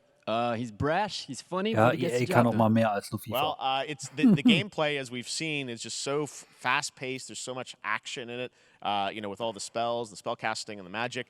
What can you tell us about the story and sort of how this battle mage, Jack, comes in? He sort of becomes a battle mage, right? Yeah, he kind of comes from nothing. He's, I guess they call him a street rat is what he was. But he, during a time of intense trauma, he summons the power to control magic. Aber muss ja nicht schlecht becomes sein, part ne? of the Von Immortals, EA which is gibt's like ein the paar elite Spiele, die Navy nicht SEAL schlecht squad of this world called Avium, and they are in the middle of an ever war fighting for the control of magic. Die heißen nicht unbedingt alle FIFA oder You have a great cast. Gina Torres in it. Lots of amazing actors in this incredible, Vielleicht sieht man really gleich ein high bisschen production Gameplay. value Ich fand's game that's coming out interessant. this summer. We don't Aber have to wait gleiche long for it. Reaktion wie bei der I know you brought beim PlayStation something with you to Showcase. share today, which is a Bei einem gameplay 20 bin ich dabei. the most epic sort of parts of the Sonst game, eher right? nee. Yeah, so this is a wild auf part zur of the Lava, game. kommt so This trailer is going to be Punkte showing you the Immortals and myself confronting Sandrak directly, who is the top villain of this game, and trying to end the Ever War. And it's taking place in like one of the most badass levels of a video game I've seen. We're battling on top of a 400-foot mech in the middle of the ocean as it moves around. It's wild. So man muss ja auch die Spiele nicht immer Day One kaufen. Let's take a look at some brand new gameplay from Immortals of Avium, which comes out this summer for PC, EA-Titel haben auch PS5, and einen Xbox. ganz fiesen Preisstabilität. Zwar nämlich geht der auch gegen 0. Sandrax literally pushed us to the edge. Aber ich fand so Gameplay-technisch und auch Story-technisch mal... ja, okay, ist wieder so westlich, aber ist interessant. And we're still losing.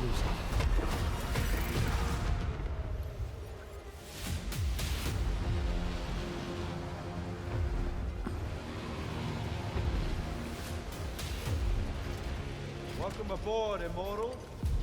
What's our bearing, sir? North by northeast, 5 knots. We'll catch him, sir.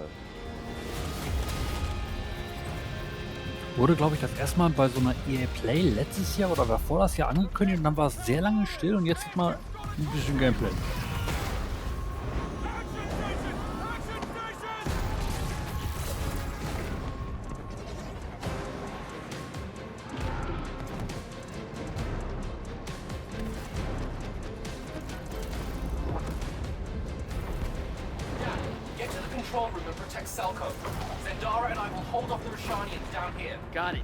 Oh, man sieht Gameplay.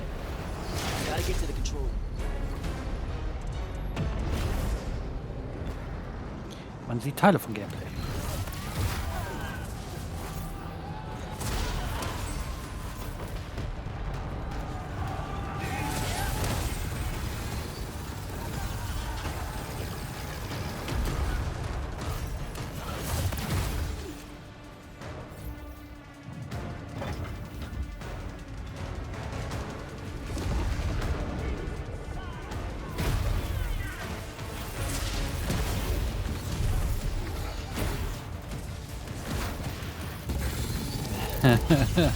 Naja, man hat nur eine Klasse, spielt ein Mage.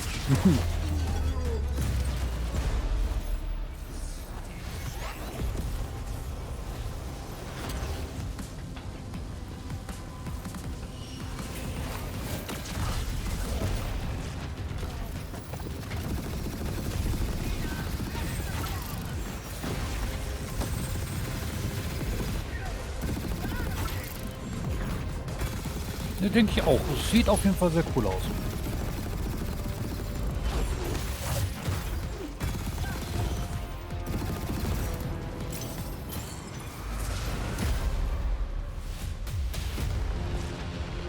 I want to be an immortal.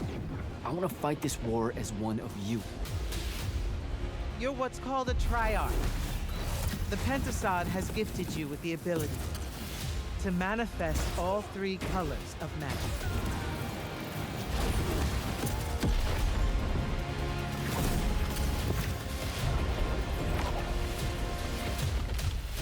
We're only going to win this one together. Sigil up. Der kann machen, dass die Luft stinkt. Ja klar, Herrscher der 4 Elemente. +1. Love that we get to show you guys so much amazing raw gameplay today. That game was incredible. Coming out this summer from Ascendant and EA. Now, one game that constantly reinvents itself is Fortnite. And tomorrow, Chapter 4, Season 3 Wilds launches. And today, Summer Game Fest is debuting the cinematic trailer to preview the season. The center of the island has collapsed, revealing a vast hidden jungle with ancient secrets to discover. And of course, there's a whole new Battle Pass lineup where you can unleash the power, yes, of Cybertron. Here we go. Was?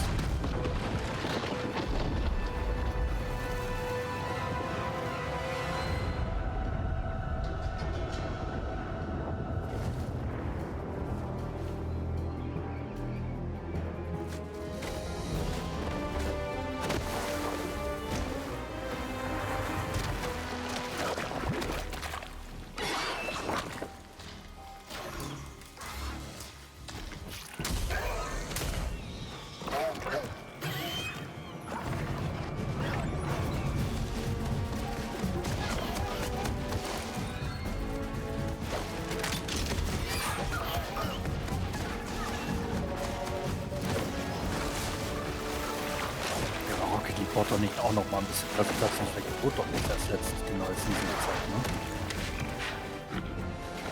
Setting wie in irgendein Disney-Spiel. Wenn es gut ankommt. Das ist übrigens ab 12. Glaubt mir auch keiner.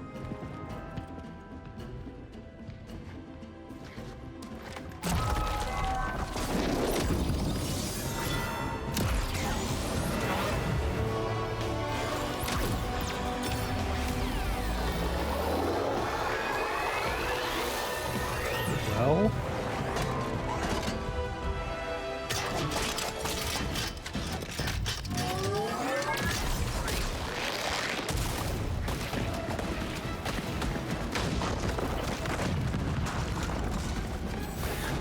Fühlt sich so falsch an.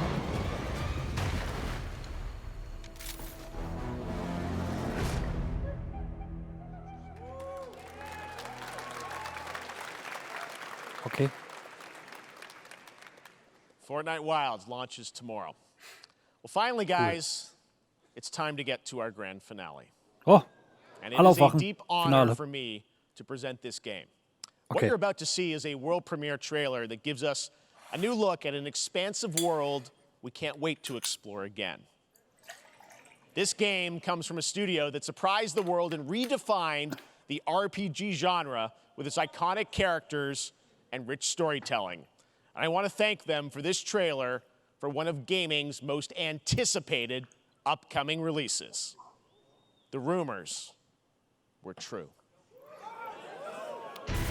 We're still here at the scene of this terrible disaster Final Fantasy. caused by a massive tornado which swept through sectors 0, 1, and 2. Amidst the wreckage of the expressway, search and rescue operations are already in progress.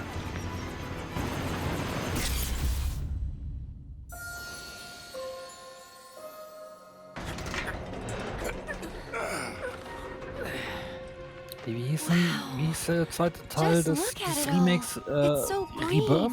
Haben sie es, glaube ich, genannt? Everything we've done to it, it's still going strong.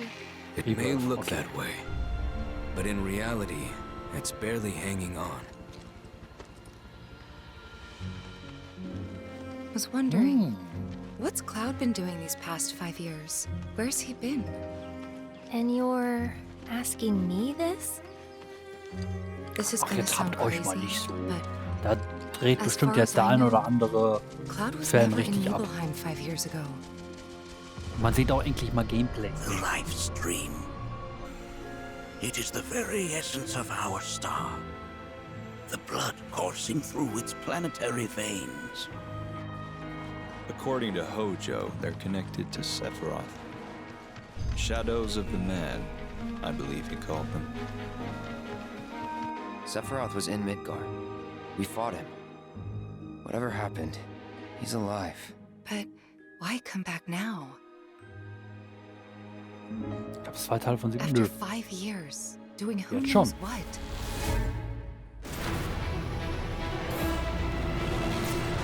Es soll ja noch ein dritter kommen, ne? Think we woke it up. Angered it, more like.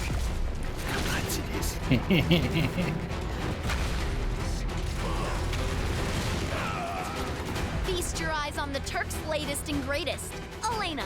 She may be new, but she's still a Turk.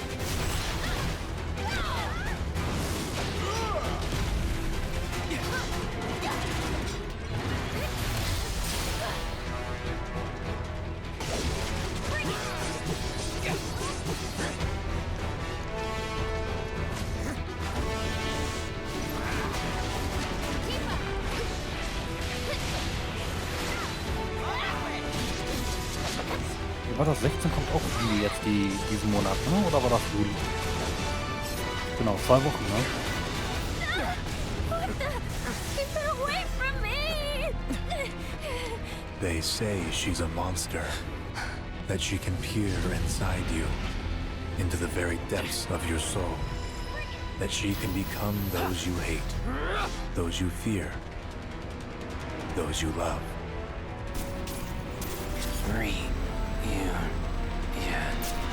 You murdered my dad! You burned my village! You know that I killed her. So, who is she?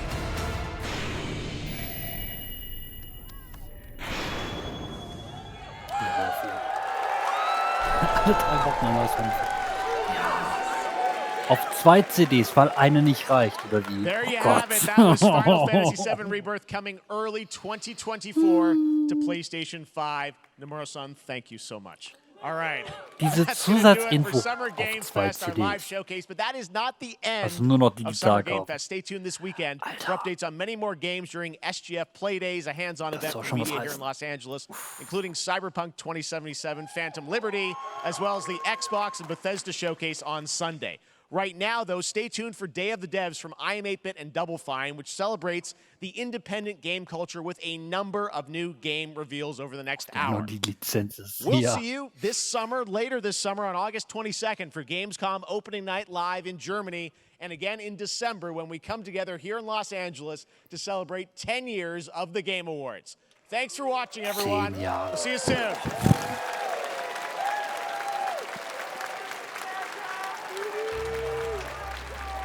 Ja, ja, Gamescom.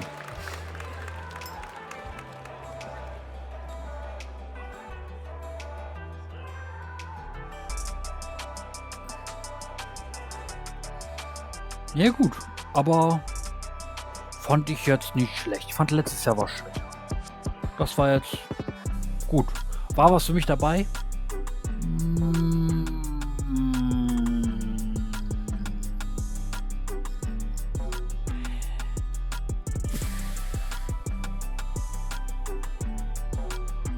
War okay. Besser als Sony. Nicolas Cage hätte das Ende prophezeien müssen. Wobei das Ende war schon gut. War schon eine Bombe. War bekannt, aber schön, dass sie es gezeigt haben. Auch Gameplay. Das ist. Ja. Naja. Ob sich das Wachbleiben für mich gelohnt hat, aber gut. Ja, gut. Wobei ich irritiert bin. Sollte doch 2 Stunden gehen, ne? Wir sind jetzt bei.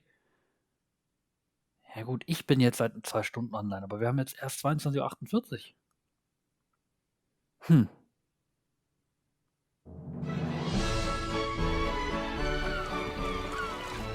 wir uns halt mal ein bisschen Werbung an. Naja. Ja, Like a Dragon war schon nice. Das stimmt.